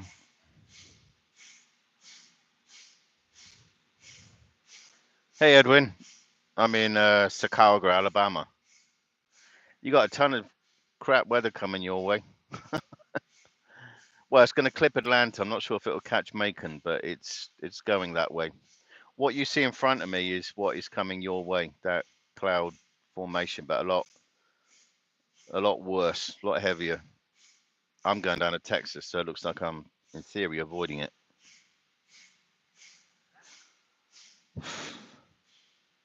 I just got to go back along to Birmingham, Alabama from here. Then I can jump on 20, go down to Meridian and go left. Go down, was it 57 or 55? No, I'm not. Actually, I'm going to go to Meridian and carry on up to past Jackson, Mississippi, and go on to drop down from Vicksburg. I won't get to Texas today because Texas is like 650 odd miles away. I ain't got enough time on my clock, and I'm not getting loaded until tomorrow, and it's open appointment in Texas, Houston.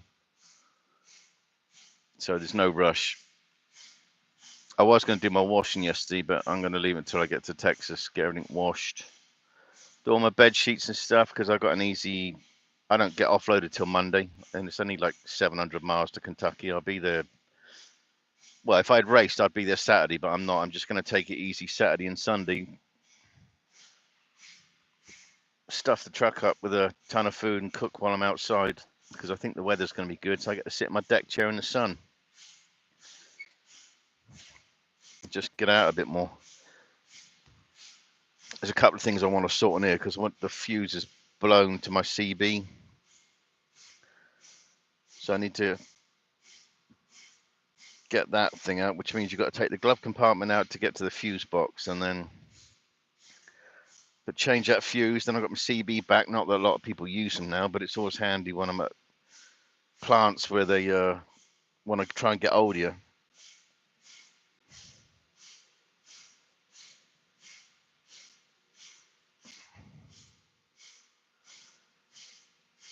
But the load coming out of like Houston to Kentucky is paying like, it's like about $370 a mile, $380 a mile. So I don't mind how long it takes because I ain't no rush. I'm just after, obviously, just building up the funds.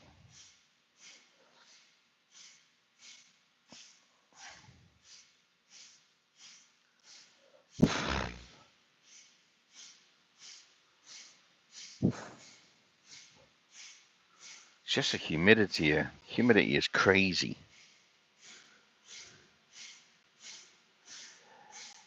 Yeah, too. First, what I said, the only time I normally use a CB is if I'm in a chemical plant.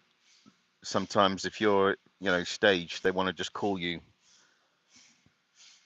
But it's a dying thing now because it's like if you're going down the motorway or interstate, you just get some. They're good if it's like a crash, but then if you get on there and warn people about getting off or whatever, you don't hear any response because everybody's just not dealing with CBs anymore. It's all moved on now to technology on your phones to show you on like Google Maps and everything if there's like a crash ahead and stuff like that. So I don't know. I suppose I just got a CB in there. It's nostalgic.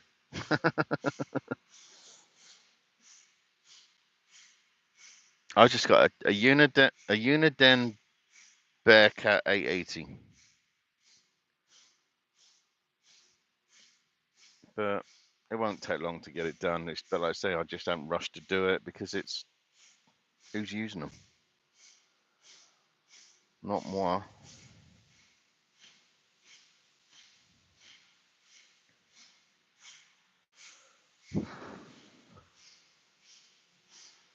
So how's everybody's day going so far?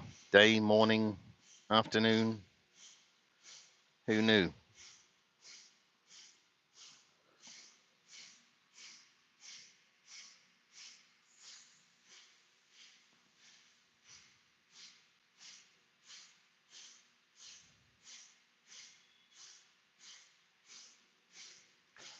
Yeah, too far. I don't think they're very expensive. I think I got this one from Pilot Flying J.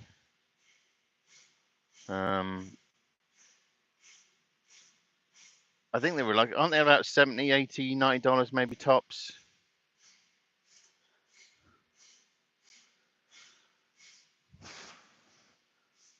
No, because there's no point in me getting to like that customer on. They're not open on a weekend. I mean, I'll be sat there. I don't sit anywhere. I don't like sitting anywhere. I'd rather just use the clock a bit, stop, take a break and whatever. Just take it easy. Get shopping.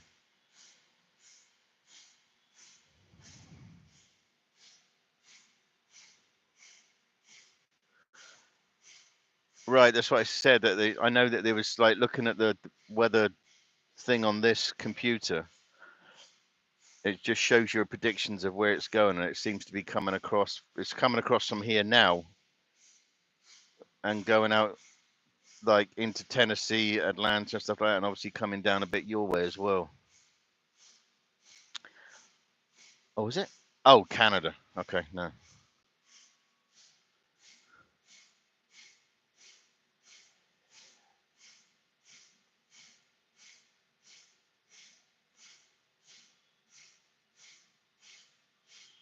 Oh,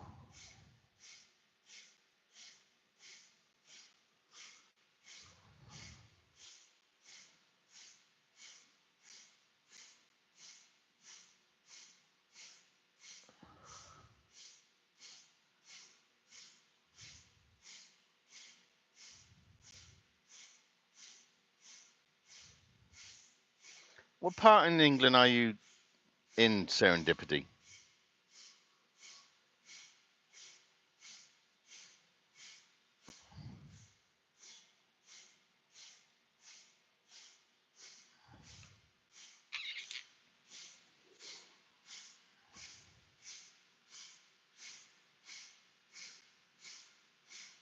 Oh, down there.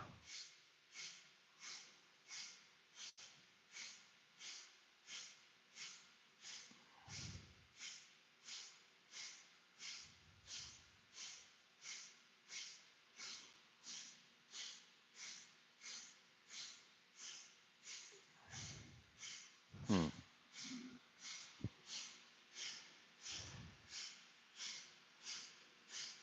Because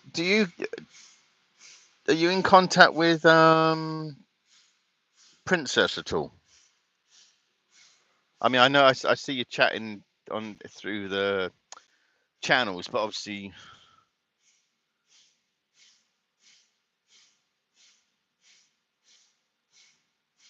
oh, good. That's why I put that exact thing for you, JJ, to show you exactly where that bolt was. And I saw you put one out about it, but that was crazy.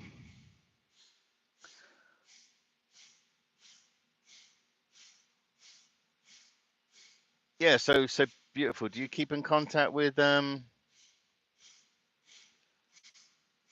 Princess? Oh, because Princess is up in oh, do you not do WhatsApp?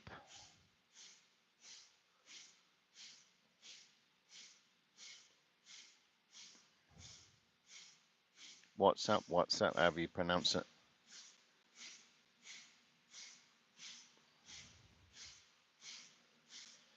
Yeah, there's two big thunderbolts. You got that one, and then about three, maybe 5 minutes. I'll have to find out what the other one is. I'll mark up the other one on your thing, and you'll see the big second thunderbolt. Basically, hit the same sort of area. Yeah, Tolga's from Turkey. Everybody, he's a good kid. He's very popular over here on the American truck sort of community. Um, oh, okay. Yeah, I don't know if she does. I'm sure she probably does. But it's like I talk to her, and she's like she's going through stuff, as well, and she just I don't know. I think she would just you would both bounce off each other, just be able to talk about stuff that, like I say, I can't say I know exactly what you're going through because I don't. I've never been through that, so I can't do the cliche of saying, "God, that must be bad," or stuff because I don't know because I've never dealt with that.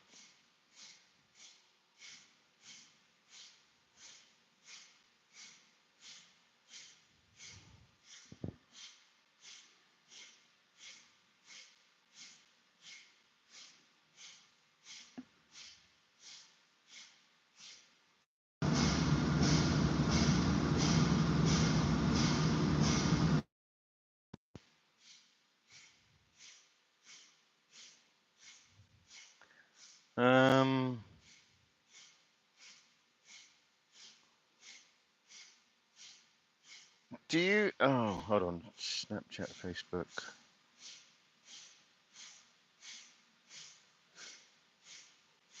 Do you have a an email serendipity? Not a private email, just a normal another email.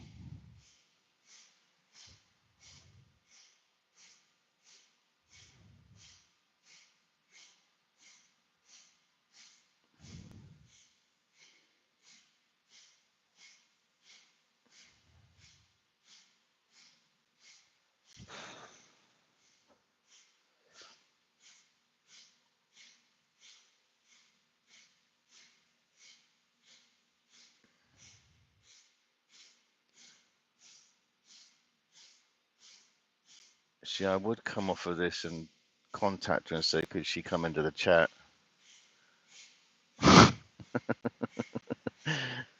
um,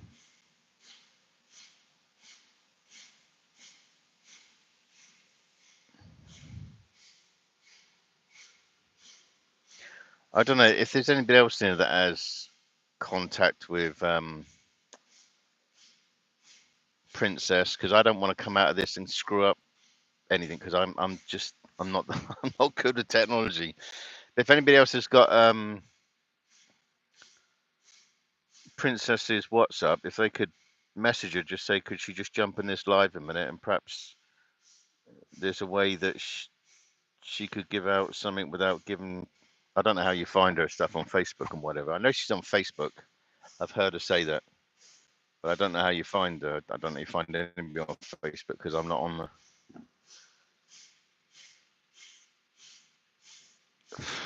But I was talking to her. There was me, her, and Prank Audits last night. We were just having a chat behind the, at the end of the show thing that Prank had done. And she's a good person.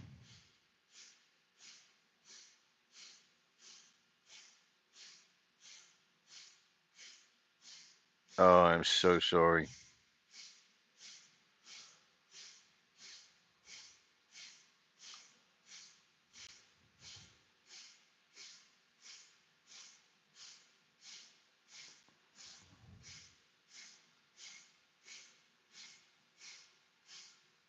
Do you have like any other like family around you or friends around you, or like your hubby or whatever, that?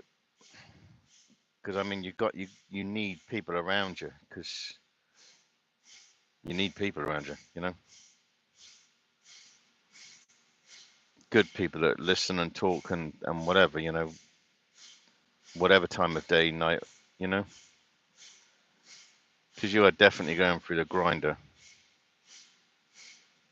You got multiple things going on with that.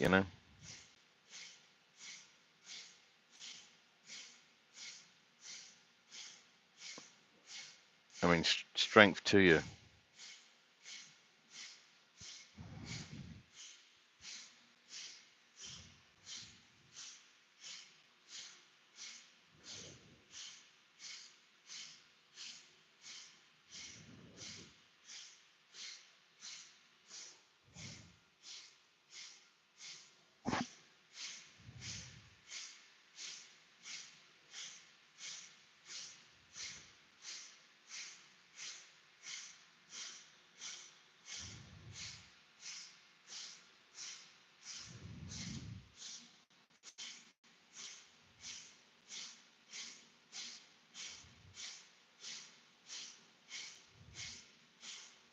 I know, like I said to you, Telgod, you got my permission to take anybody out there, and that this isn't about.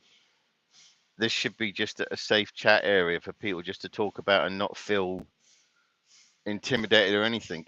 That's why, like all the ladies who've got the super spanners, because I don't want to see any women in any way or form being torn down, or silly people coming here and saying stupid crap. And when I'm driving, I can't see it because obviously I'm looking where I'm going, so I don't know what's said. That's why that's why I rely on you as well, because I know you obviously from past with James and stuff like that. But I also know the ladies in there, they're not going to take any flack. But it also gives them the ability to stop a bloke in his tracks or anybody being weird towards him. because I'm not having that.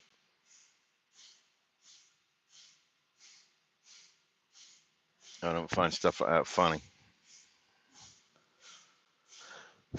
But when you're going along at 65 miles an hour, there's not a lot you can do, you know. Yeah, I mean, with the blokes, it's like yourself, Mixie. There's no, I'm not being, I'm giving all the people that I know spanners. If I don't know you, I don't do it. But any woman automatically gets a super span, whatever you call them, you know. So they can, you know, put any bloke in their place and whatever, you know.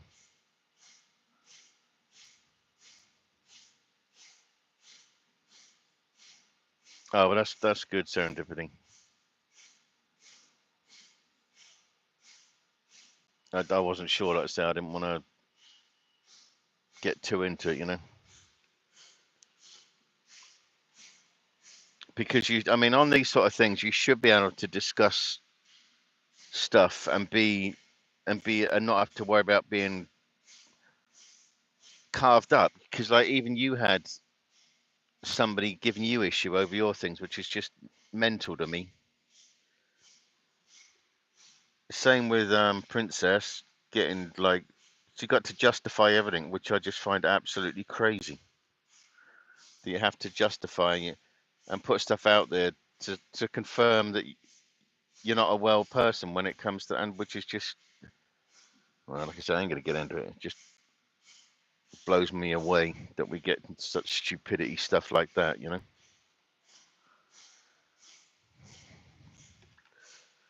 And that's what it is, just absolute total stupidity. And I don't know how blokes get into that, and women, because there is, yeah, there's a horrible little sod on here that keeps gunning for a Princess.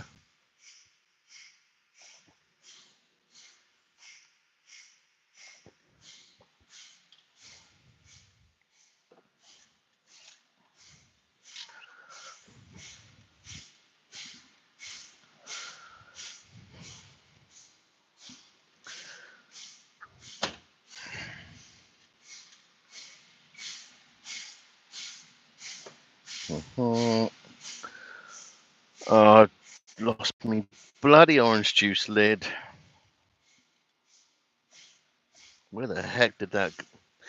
Okay, looks like I'm gonna have to drink about a quarter of a carton of flipping orange juice. Oof, that's gonna take a time.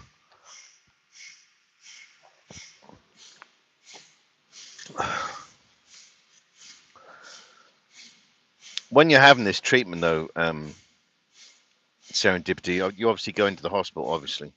But do you have to stay in? Is it a day thing, or is it a you have to stay in overnight so they can monitor what they've done and things, and then you come out?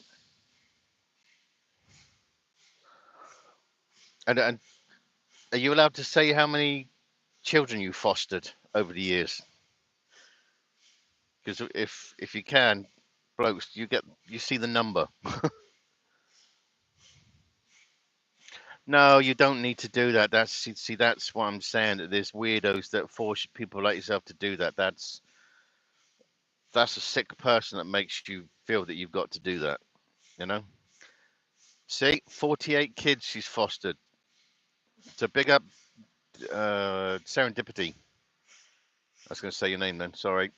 You do realise when I put that letter in, Serendipity, it's because obviously I'm not going to put your name out there, but I'm just talking to you as a person rather than an emoji, you know? So that's why I put that letter in there. Because I'm just trying to be polite.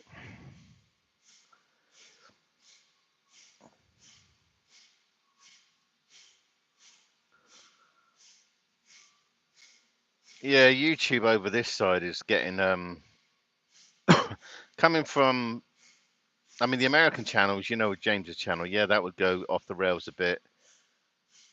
But over here, they've taken it to a different level. Trolls over here and people, because they want to know. They think anything you come out with, you're a liar. Why would anybody lie about any type of horrible illness and dealing with it. You know, it's and then you'll get people on there. It's just a joke. It's just an absolute joke. And those are the people you don't want on your channel. You absolutely don't want them on your channel because that's scum.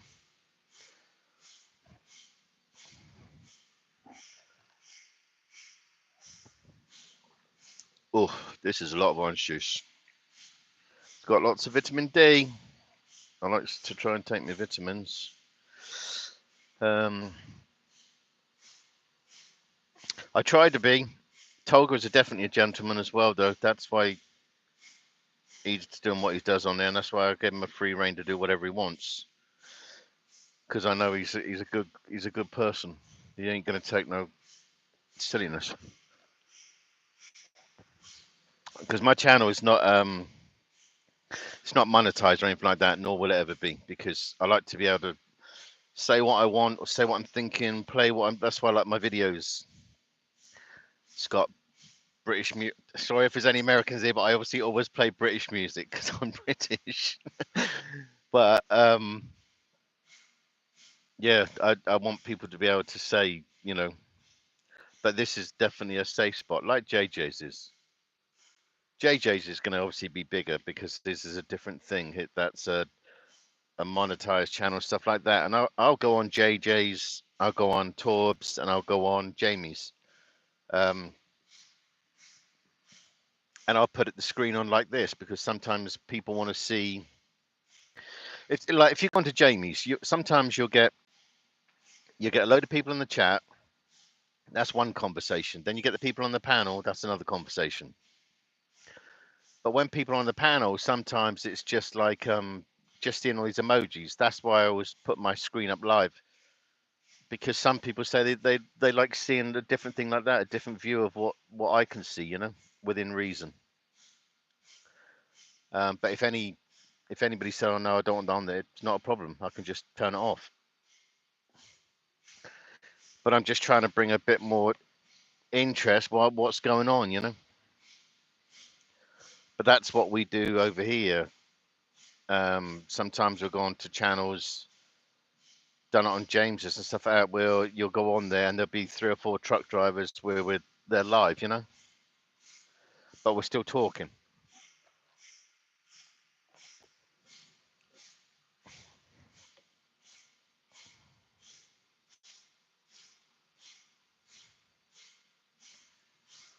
And it just makes it different, you know.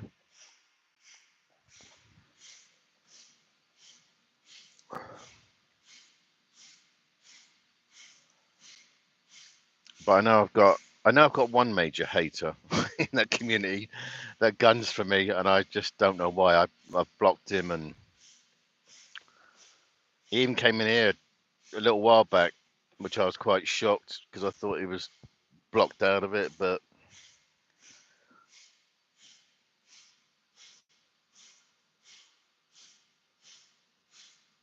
um, I'm in Alabama.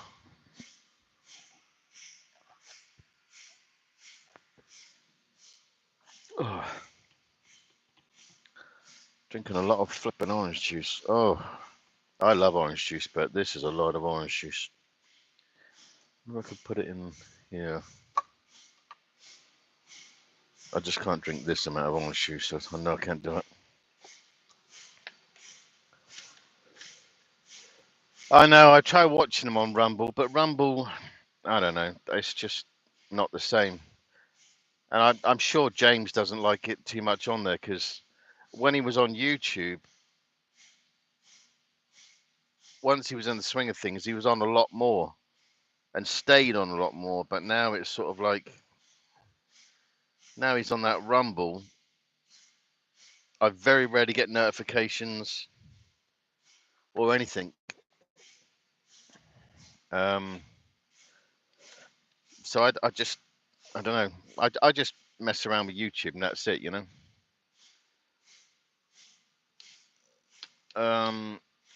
The wages are good for what I do. I'm a tanker driver. I'm a contract, self-employed tanker driver. And yes, I'm British, and yes, I'm in the USA. Um, revenue the last few years has been about 280,000 a year, 300,000 a year. So you probably take home this year. It's going to be a lot more because I've got no overheads to pay, and I've got nothing else to rebuild. It's got a brand new engine, this truck, so it's basically a new truck and everything else. I don't know. In my situation currently, what I do probably this year will probably be about 140. I mean, I like the USA because I'm here, but I'm always going to miss England because I'm from England, and that's where I spent my first 45 years, 46 years before I came here. And I've been here like, I'm 56, so I would have left there, because I left there in when did I come here? 2014, October 2014 or 2015. October 2014 I came in. But because my green card wasn't finalized until July of 2015, my green card is still good until July 2025, but I'm sorting out my citizenship now. Because a guy called Stuart, who's another British guy, who was a truck driver over here, but now he's doing HVAC at the moment. He said it takes about a year to sort out the citizenship, but now I was talking to a guy the other day whose his wife has just gone through it. She was from, where was she from? I can't quite remember, but it's like way more rapid now.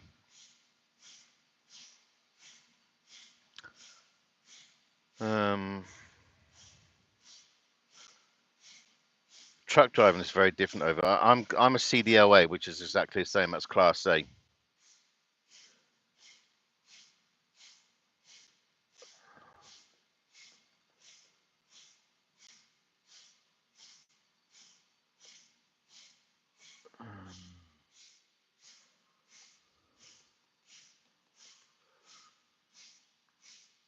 But yeah, it's different. You got to get used to driving on the other side of the road, for starters, and sitting on the other side of a truck. Everything's opposite, so that took a while to get. Certainly got used. Took a while in a car. I only drove on the wrong side of the road a couple of times. In a car, not in this truck, but in a car. And I did the same when I went back to the UK. I drove on the wrong side of the road. Only for a short distance, then you realise this doesn't feel right. And then you realise, no, you're in England, not in America. Vice versa.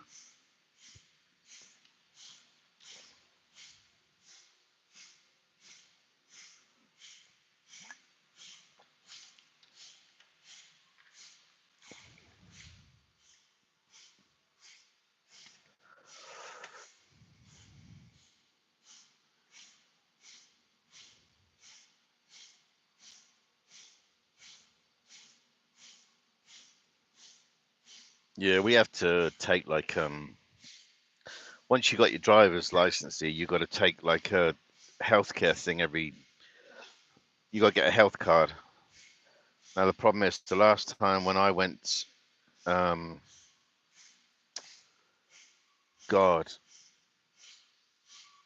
because all the stuff that went on in 2022 into 2023, yeah, about June of last year, I went for my medical and I was bordering on a heart attack. My blood pressure was going absolutely sky high. It was at 180 while I was sat still for like 20 minutes, and yeah, I was still going sky high. So I had to go and get straight to the hospital, ECG, all that machines where they rig up to all your parts of your chest and everything. But they brought it down, but they only gave me a 90-day card. One of the very few times I took any medication, they gave me like blood pressure things to bring my blood pressure right down, and boom, I was okay, you know. Went back and I got a 2-year card. That's the maximum you can get, is a 2-year card.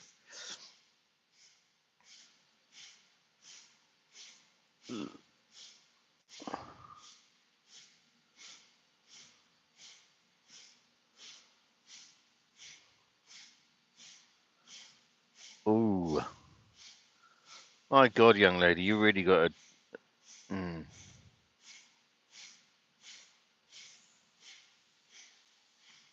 You're a lot stronger than me, for definite.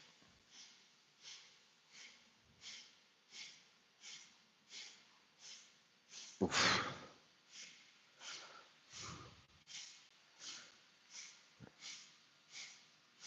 I mean, is there like with the medication? Is there like any side effects? I mean, I'm assuming that the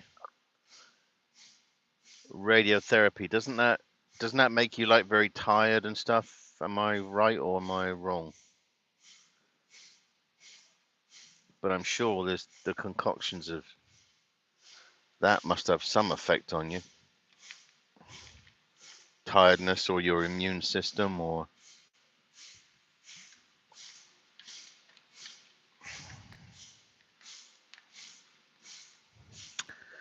Brave is also strong.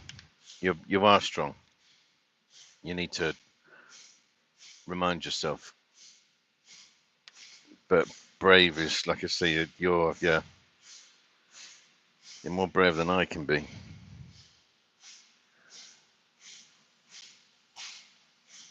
To go for all that lot.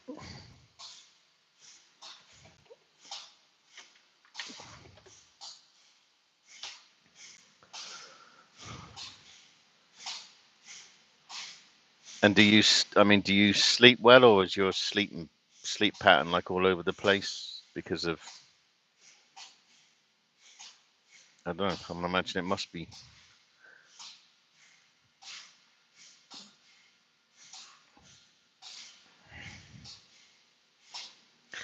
Hey, Libertarian.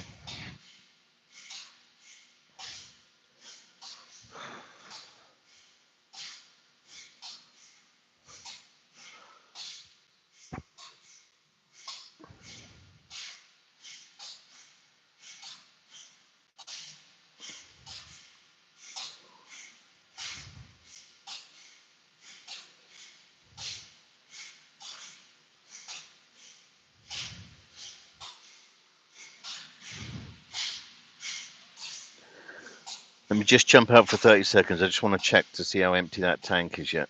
I'll be back in about 2 minutes.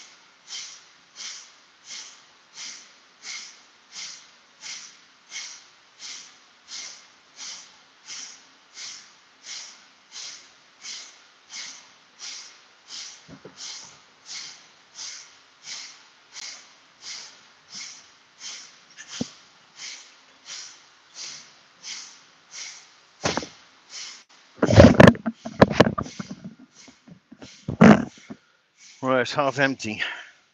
Seems to be going a bit slower than normal. But again, not there's any rush.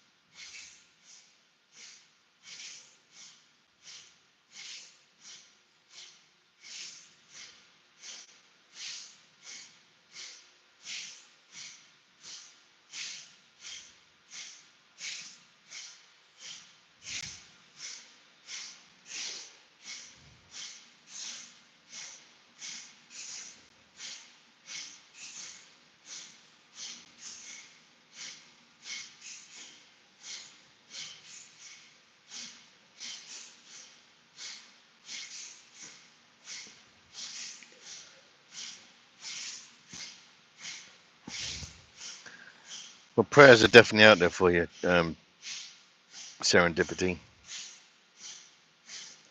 for definite. And I'll pray for you every day.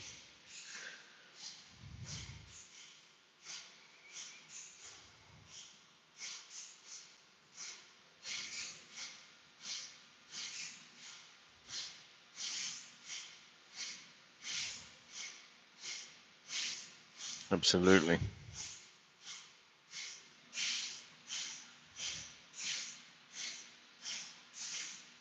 I think we forget sometimes how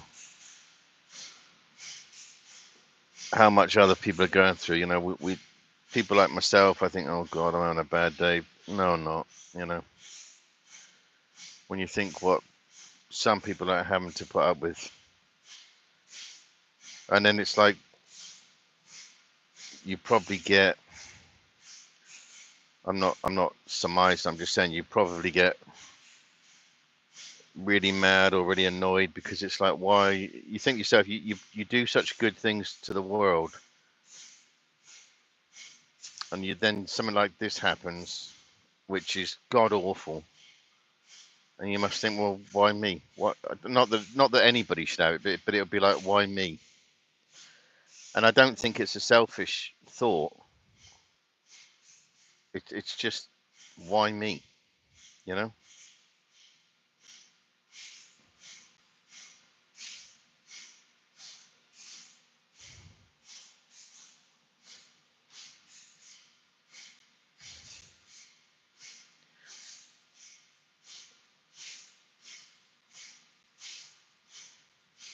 Yeah, that's got to be. That's because your body's just going through different things now, isn't it? Though, you know,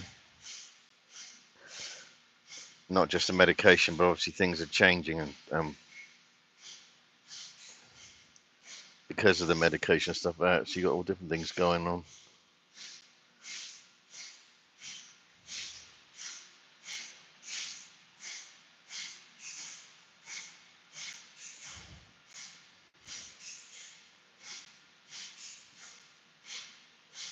Because when were you diagnosed with this then, if I may ask?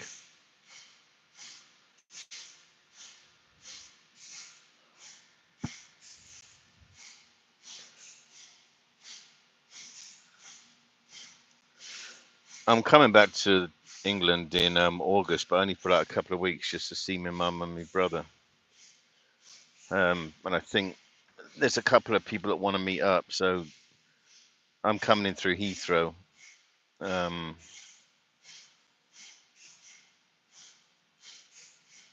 and most of them around. You know, I mean, obviously, I want to meet. I'd love to meet up with JJ, um, JPM, because they're Londoners and I'm a Londoner, so big up the Londoners. You know?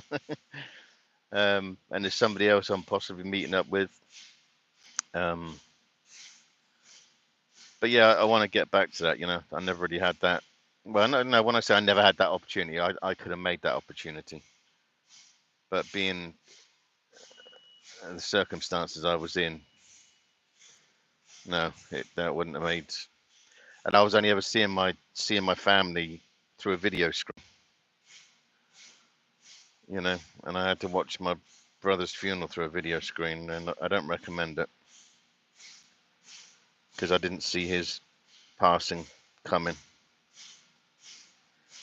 So it kind of just last year was just a wipeout.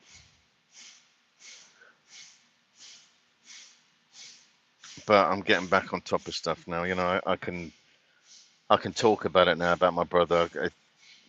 I mean, that was August 14th. August 14th, yeah. Um,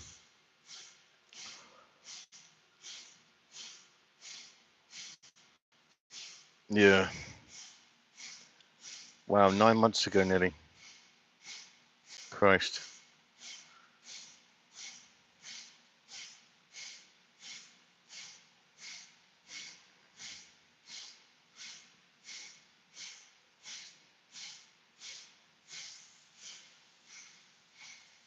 Yeah, that's what I was thinking. I was sure you would naturally think like that first of all, because that would be a natural, that would be an absolutely natural thing. But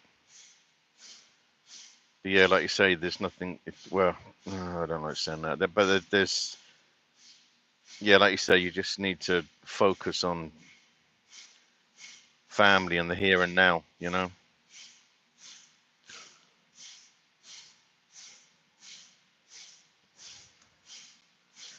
jump out of bed, run around the block, have little holidays with your family.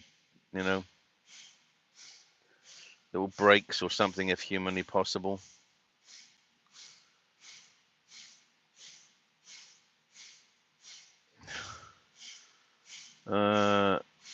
Yeah, Robin, we all, well, I slept okay. Just bloody hot in Atlanta last night.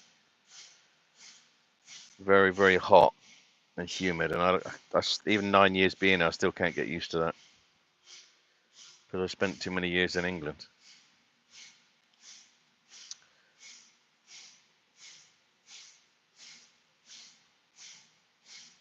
So, Kenzie, do you speak like Quaver Raver? Because I'm sure you've told me you're a Scouser. So, do you sound like Quaver Raver? I think she talks so cool.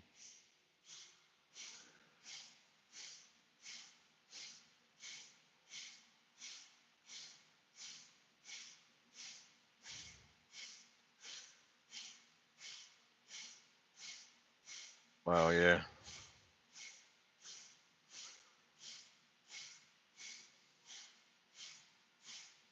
What about can you not, like, I suppose after some of this you get a bit more chance of having a weekend away somewhere with some of your family? I mean, I know you're obviously in Oxfordshire, but what is in that area? Hold on, Oxfordshire. Um,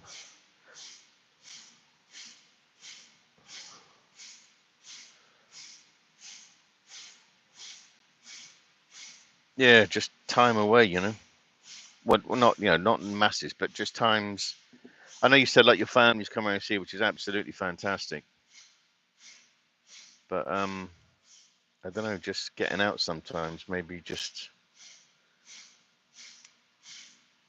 because I like walking and stuff like that. I like getting out, and that's why I would say like the next few days for me, I'm going to make the most of it because I haven't got to run hard, but I want to be able to get back outside. And like I say, I like cooking outside because I can run the power off the truck and run the cables outside and whatever, and I can sit out in the sun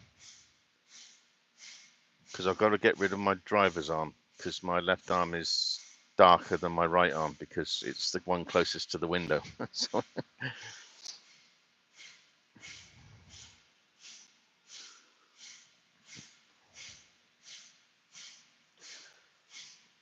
oh yes, but I'm older. I don't even know how old she is, so, but I just think it's great the way she talks. But yeah, I think she comes across as a youngster, you know, because I think my auntie is in Chester, which is up that way, isn't it?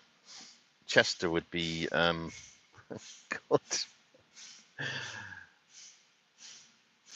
51. That's crazy. Yeah, that's fantastic, young lady. When she's had 50, when she's fostered kids, it's not that she's been having babies like that. It's just not like that. She's been fostering, which is fantastic.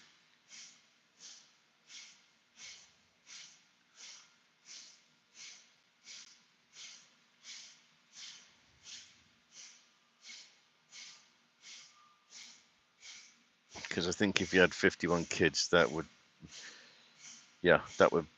Mm. It's better to foster them because that would hurt. If not, I'm sure it would.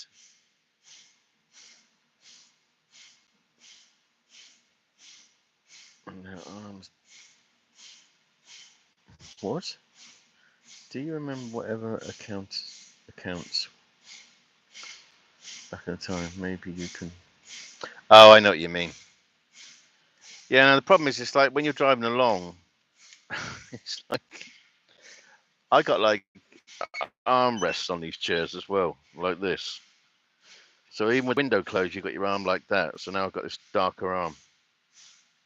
Apart from the inside is white, but the outside is. Whereas this arm is not. This is lighter. I just noticed it, you know. Hold on, 55.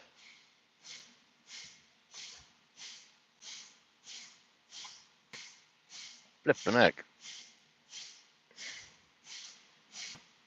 Oh, sorry. I was because I saw serendipity. Sorry, Kenzie. I saw it differently, you know. So she's yeah. I thought, blimey, no, she's 55, and I was thinking, good lord. Yeah, big up anybody doing that, you know. I think that's great because it's yeah. I just think you know you're really helping a child for whatever reasons. You know, we know some of the reasons things are, but we ain't going to talk about it. But if you can help, I mean, that's fantastic. You know, I'll take my hat off to families that do that because it's got to be hard as well because it's not your blood child or whatever, but you still want to show, I'm sure, like true love and stuff like that. You know, so it's got to be hard. You know, and it's got to be hard for the child, boy or girl, that's come from whatever has happened in their past for them to be in that situation now. Yeah, I don't. That's hard. So big up you ladies and your other halves and whatever, you know. But especially the ladies, because I'm sure the ladies are gonna do that bit, you know, go that bit extra if you don't mind me saying, you know.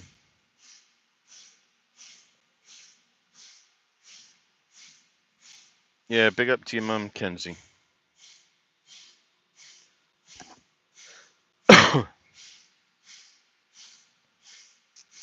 I come from like a small family. There was me, my estranged sister, um, then my mum got remarried, and I got two brothers. And unfortunately, I lost one of my brothers last year. He was 42, healthy as anything, but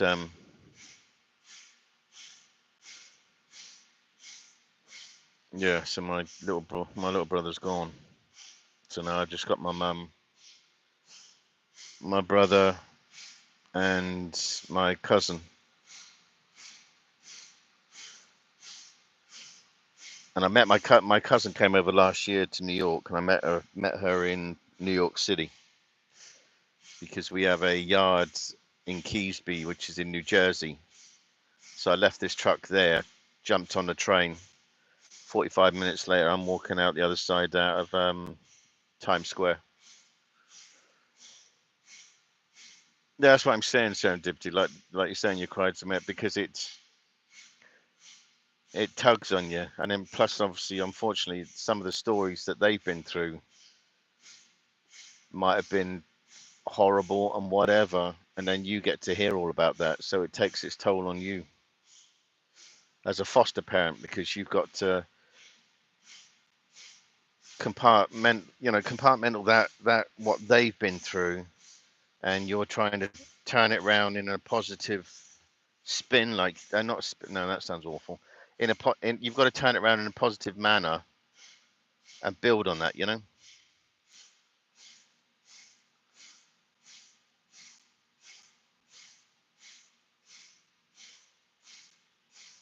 Oh, sorry about that, Kenzie. My dad died when I was a week after my first birthday, so that's why I think that's why it hit me with my brother because I never had anybody close. Because at 1 years old, I wouldn't know anybody. I don't remember things until I was about 2, I think. My mum would tell me certain flashbacks. But no, that's got to be hard. That's why I need to see my mum, because she's 78, going to be 79 this year. And my other brother, Steve, he was born in 76, 77, 76. So he's nearly 50, about 49, 50, you know.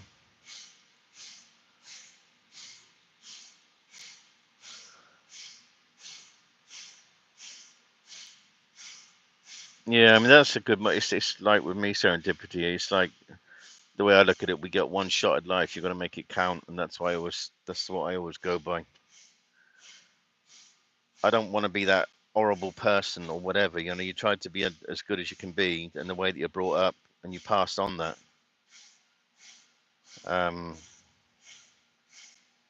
My mum went through some like horrible times with the bloke she married. There is a lady that was in here earlier on called Sian. She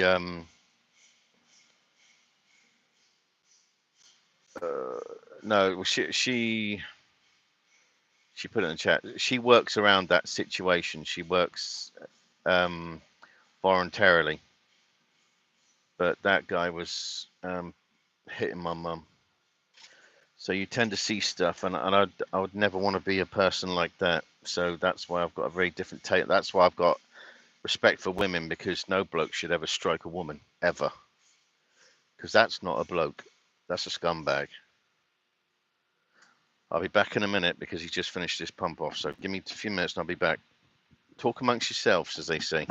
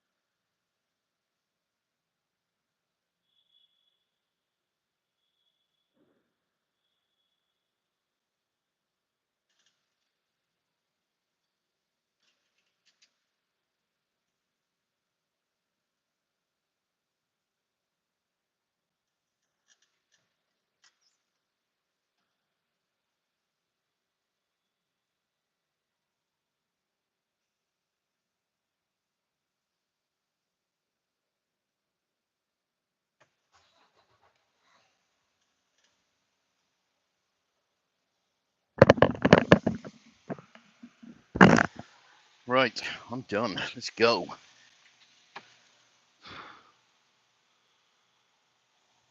Put some bloody air conditioning on. I'm about to melt.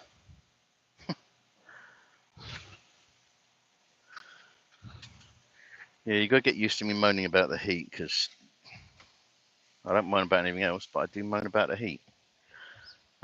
Big up prank.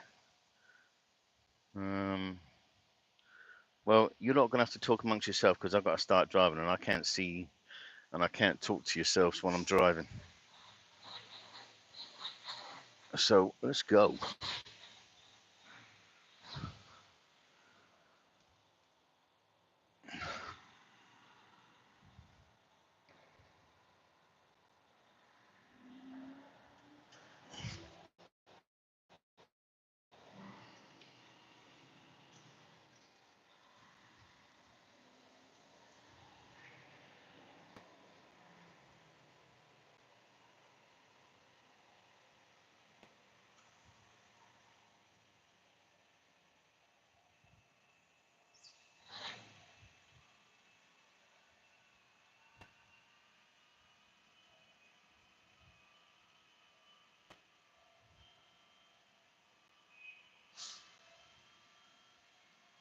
Am I blind, or can I not see? I can't see the driver in there, unless he's very thin and wedged. Oh, he could be wedged right back.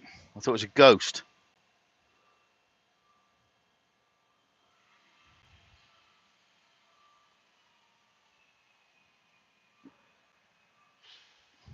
Oh, yes, sir. He was looking right back. That's why. No, if the live suddenly goes, it's because me mum's bloody contacted me through Zoom. But if it does go off, I'll put it back on. But it'll be like I'll be talking to my mum for about half an hour, because I talk to my mum every day through Zoom.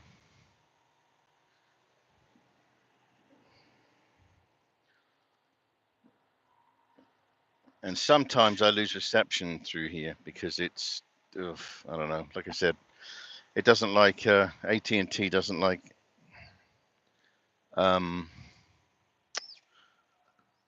get over there. Doesn't like AT&T Alabama.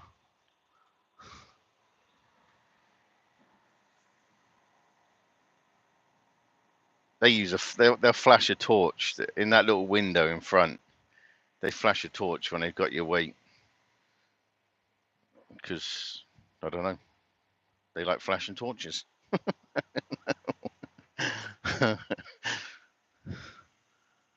Right.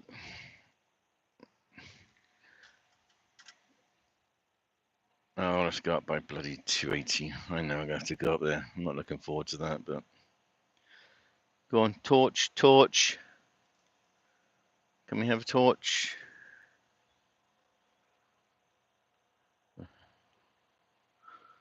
Have I got Houston in here? Shows you how long I've not been to Houston.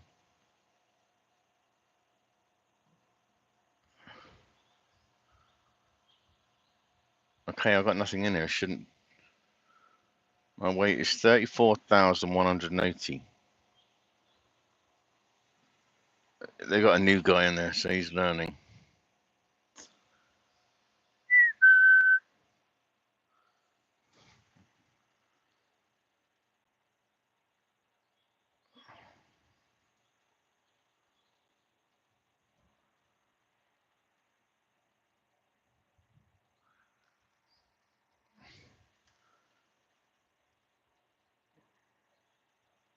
Unless I'm blind.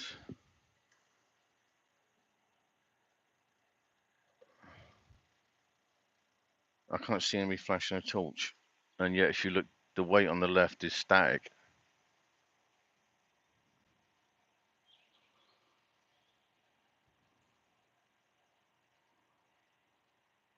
Can I move, please, today?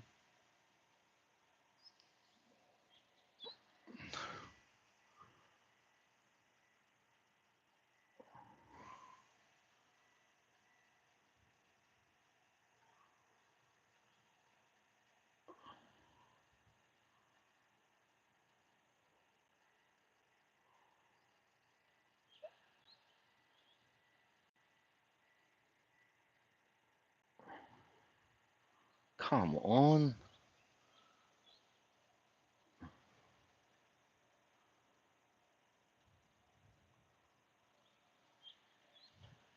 Let me put the air brakes on.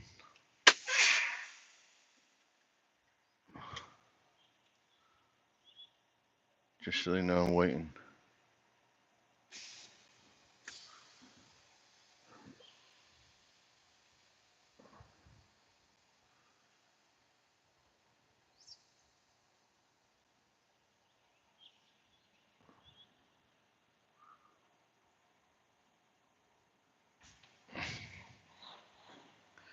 My goodness.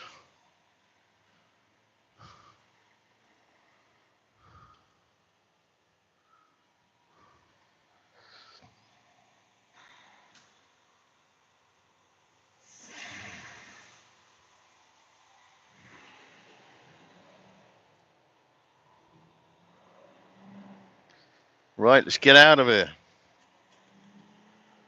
God, that feels great, being empty. Not getting beaten around like 10 rounds of Mike Tyson. Big up Mike Tyson. I'll take him any day.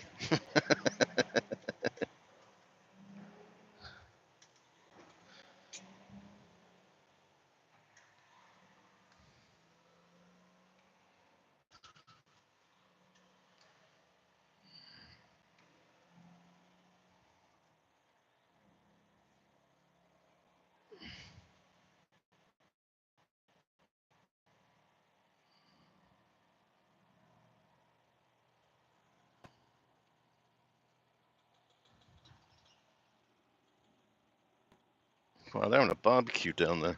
Lucky sods. They've obviously hired in a barbecue thing. There's like about 10 blokes just sat in chairs and somebody's knocking out the food.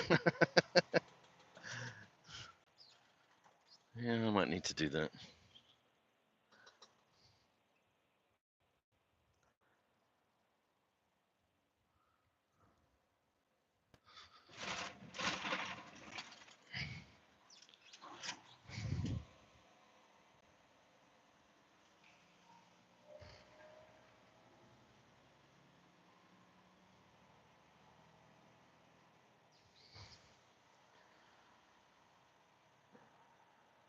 Oh, I need to put the address in my GPS. I need somewhere to stop. Oh, where can I stop? Is this place? Okay, gonna make a quick stop. They're gonna think, what the hell's that tanker coming here for? Well, whatever. I'm doing a bit of a turn. Won't be here too long. I'll be out your way. I just want to update my GPS because I've got their company. Oh, you. Oh, I thought that bloke was coming in here. Then I was just about to bloody say, can't believe it. Of all the places I pull in, that guy wants to come in, but no. Let me put in the proper address in my GPS because their company one gets a bit sketchy. Let's go Houston, Talcott Street. Talcott Street. What's the bloody number? 14825. That's the one. I'm going to say we're loaded, even though we're not. Then we don't get any silly back roads.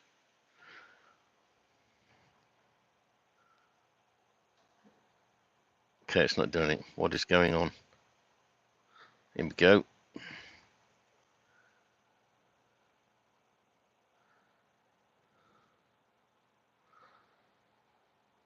Right, start. Okay, which way? Oh, you're suggesting the same way. Golly. I so don't want to go this way. I'm going to have to. I'm going to have to. I'm empty, but it's going to send me through a place that's got like 5 million traffic lights. Or it feels like it. It certainly feels like it when you're loaded.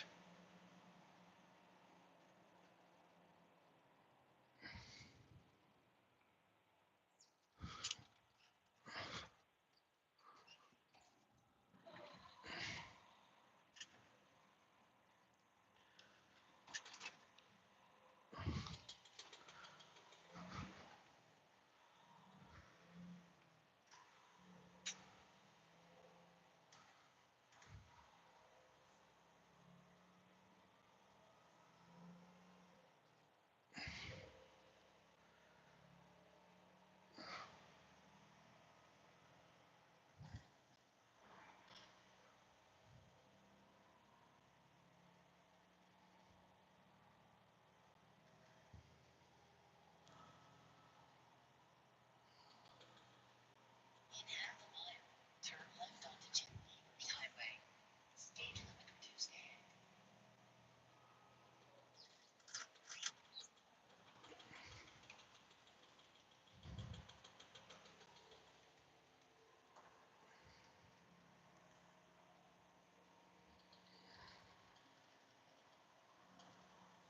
All right, turn left.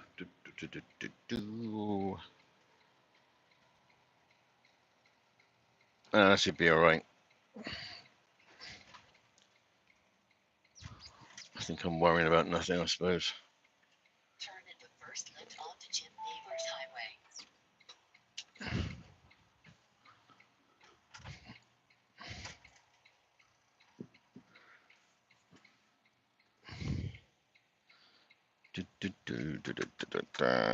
Let's go. What's the time? Wow, it's only 8:30. 8:36. Okay, well, I'm going to drive for about another. I'm going to shut down about 4:30 somewhere.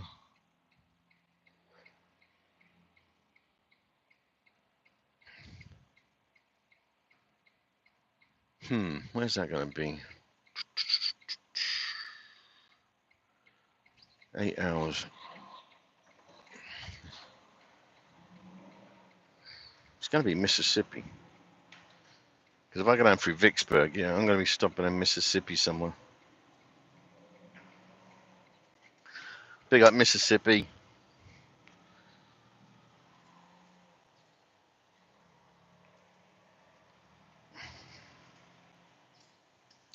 See, Alabama, you never normally associate with mountains. And yet, there's some big ass mountains going for a very long way.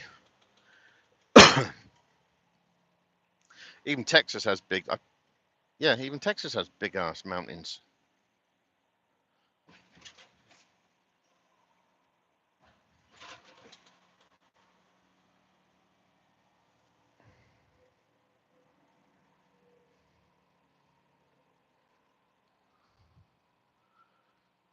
Hobby Lobby, that's like a big craft shop. If you're not in America, that is the only funny thing I find weird with Hobby Lobby, which is apart from a weird name, Hobby Lobby. I always think of that. Oh, what was that guy that Noel Edmonds used to have on that Hobby Lobby? Mr. Blobby. Ay, ay, ay. Just because when I see Hobby Lobby, I always think Mr. Blobby. Anyway, it's sad, but yeah, that's what I think about it. But yeah, everything in there, a massive shop like that, and everything's made in China. I remember first going in there one day with my ex, not that particular one, but one in Atlanta, and the you're walking around there and you're looking at everything, and then you look underneath, made in China, made in China, made in China. They might as well called it Chinese lobby. I don't know about Hobby Lobby.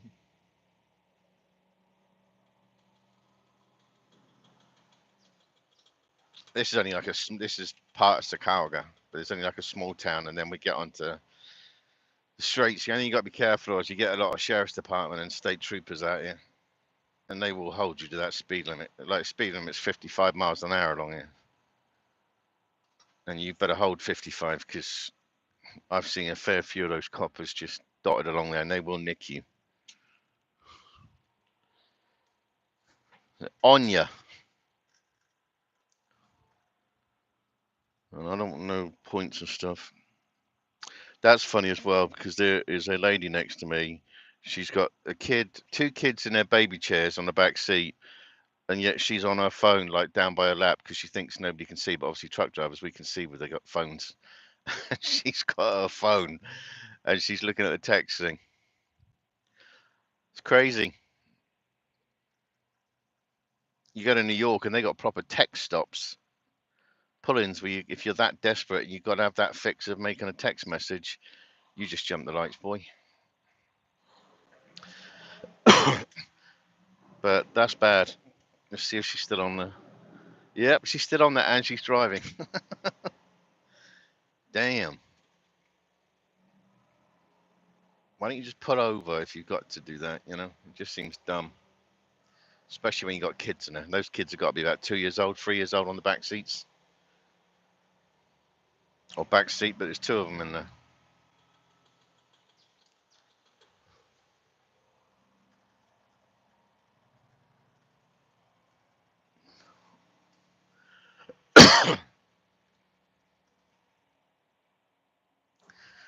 $55. Okay, let's stick it on cruise.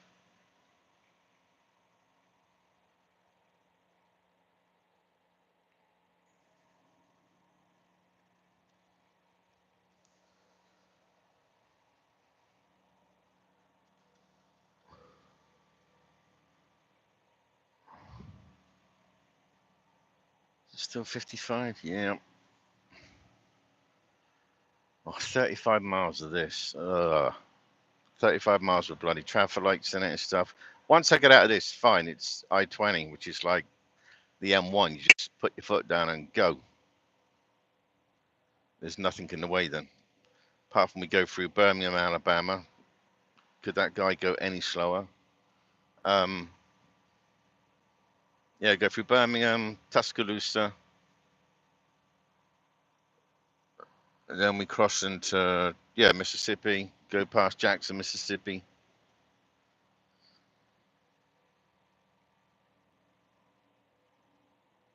Then I'll drop down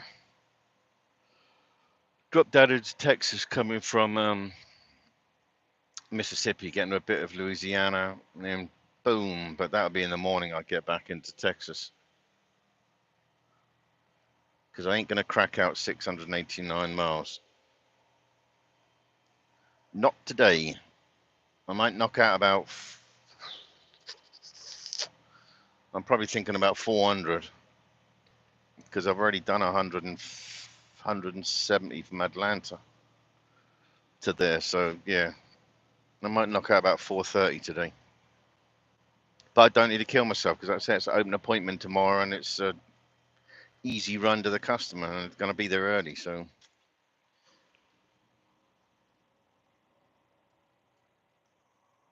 see, mountains. You don't, like I say, and this is Alabama, which everybody thinks is flat. See, this would be great if it didn't have the traffic lights. And they lifted up the speed limit. No, it is 65 now. If they just took out the traffic lights and had stop signs on the side so people could just get on when they saw there was no cars coming, this would be really quick. But we'll start coming up on traffic lights in a minute. And I guarantee, I bet I'll catch every bloody red. Like you do.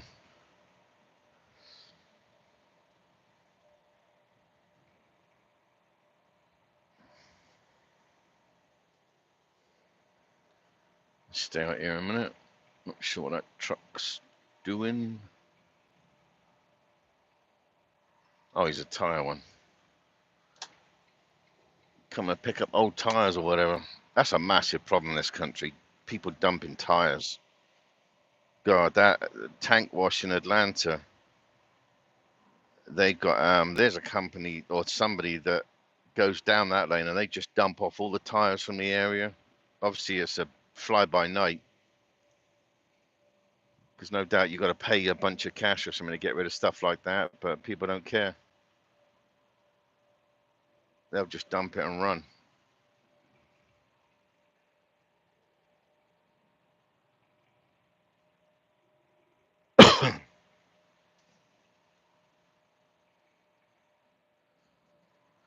Wow, this road has been renewed.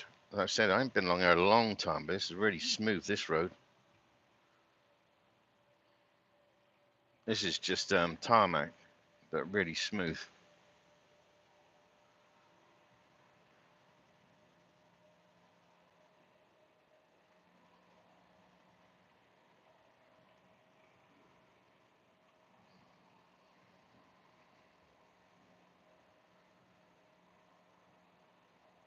It's looking grey though.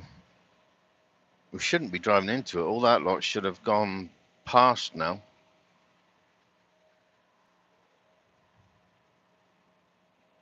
I've been so lucky. Apart from the storm that I was in when I was on JJ's live the other night, I've been really lucky.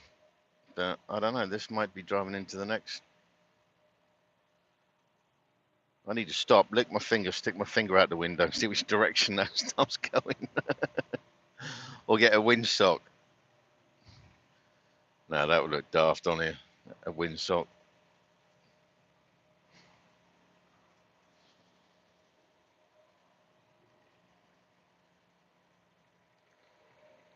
Doesn't look that good though.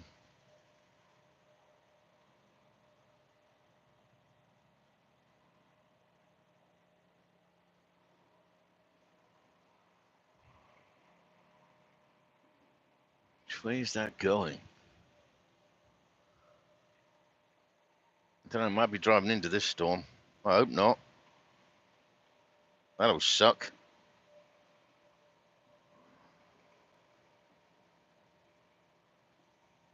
Just it seems very bright behind me, but now it's getting darker and darker in front of me. I don't think it'd be as crazy as the one that we were videoing as I drove from Tennessee into Kentucky the other day, because that got dark quick, like real quick. That looked a bit sketchy. When you start seeing like cloud rotation that looks like tornadic stuff, yeah, and you're thinking, do I need to turn around and go the other way?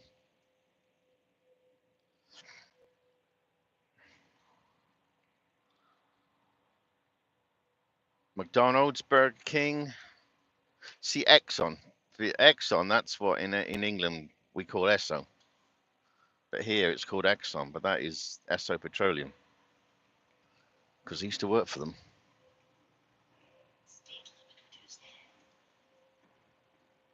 Days in, those motel rooms are a little bit. There's certain hotel rooms that you just you just don't go to them.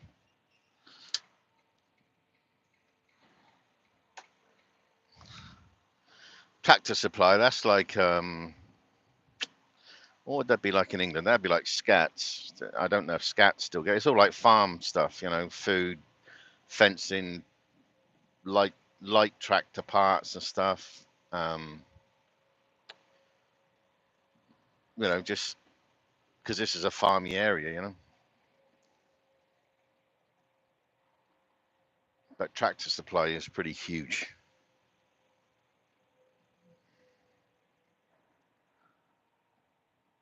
Dairy Queen, wicked ice cream, amongst other things. CVS, that's like Boots.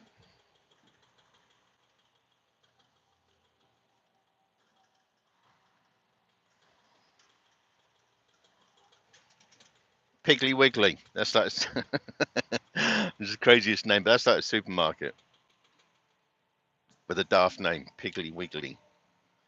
How old are you? Whoever invented that name? Let me get.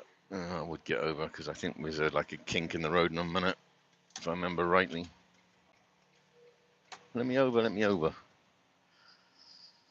O'Reilly's, that's like Halfords on the right. O'Reilly's Auto Parts, as they say. Key West Inn. I don't look.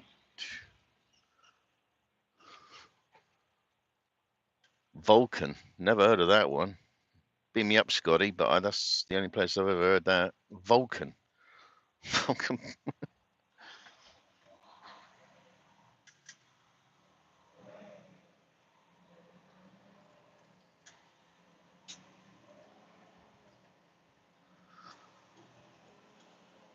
Yeah, I thought there was like a kink in the road. I remember this one. Don't understand why I suddenly have to put a kink to get back onto the bridge. It must have. Let's go. This guy's messing about.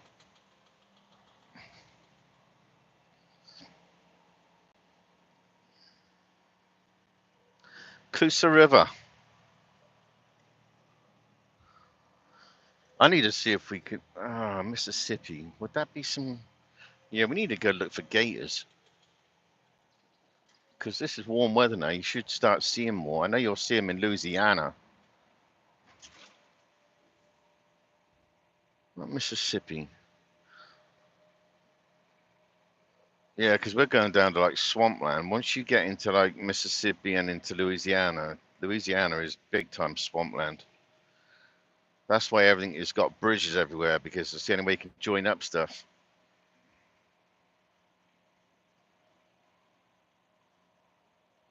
And that's the only place you'll actually see gators knocked down over by the side of the road.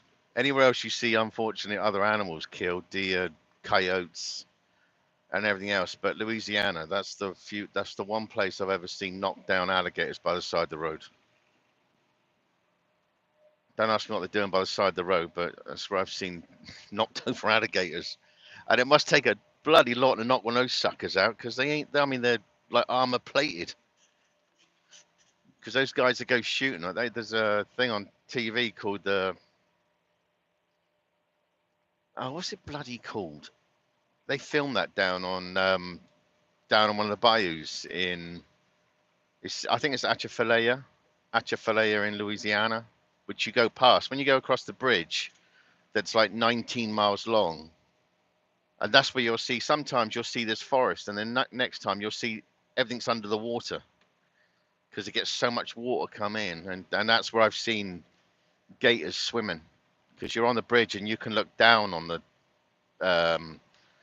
water, which is only about 20, 30 feet below you, and you'll see that's where I've seen the biggest gator I've ever seen just swimming up towards these fishermen on a boat. And they were just gracefully like about half a mile ahead of it. They just sat there with their rods on, like, they do like funny little fishing boats here. Some of them like really, they look like a speedboat, but they're really low to the water. And you'll see them with like a chair, two chairs on there, and they'd be just sat there. And I just see this. I was in the lane. You could look down and you just see this. God, this gator must have been, I don't know, 10, 12, 13 foot long from, I'm assuming it's about, it was big. And it's just, and it was like a don't care attitude because it's so big. It was just on the water swimming up towards these guys. And they obviously can't see it because it's way down. It's almost like Jaws. Dun, dun, dun, dun, dun, dun. Oh, yeah. Bugger that one. And they got like gator farms there. There's also a gator place. Um, when you come out of New Orleans, no, before New Orleans, actually, if you're coming out of Reserve in Louisiana, where we got another depot there, and you're going towards New Orleans, um, there's, like I said, there's bridges everywhere in there because it's all swampland, Louisiana. And oh, there's a place along there, and this guy has got so into it, he's put like little areas up where you can just feed anything to the gators. They'll come right up to, and I mean, you could throw your kids in there, anything, whatever. But it just looks. I remember seeing something like that in one of those James Bond films. What was the one with Roger Moore? He's on like some crocodile place or gator place. No, that would have been a gator place because that was Louisiana. Of course it was. What a Dumbo. That was Louisiana.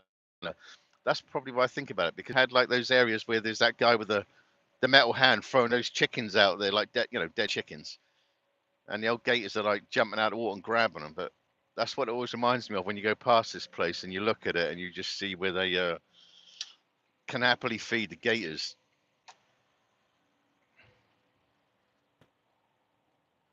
And like Louisiana, I suppose this time of year you'll be driving around, you'll see so many people parked by the side of the road selling watermelon and all that stuff. Because Louisiana is a state that's been, it's not a rich state at all. It's a very broken state, like Arkansas, um, like Michigan. You can tell driving through there, like the state of the roads and things like that. You can generally tell what a state is like. Uh,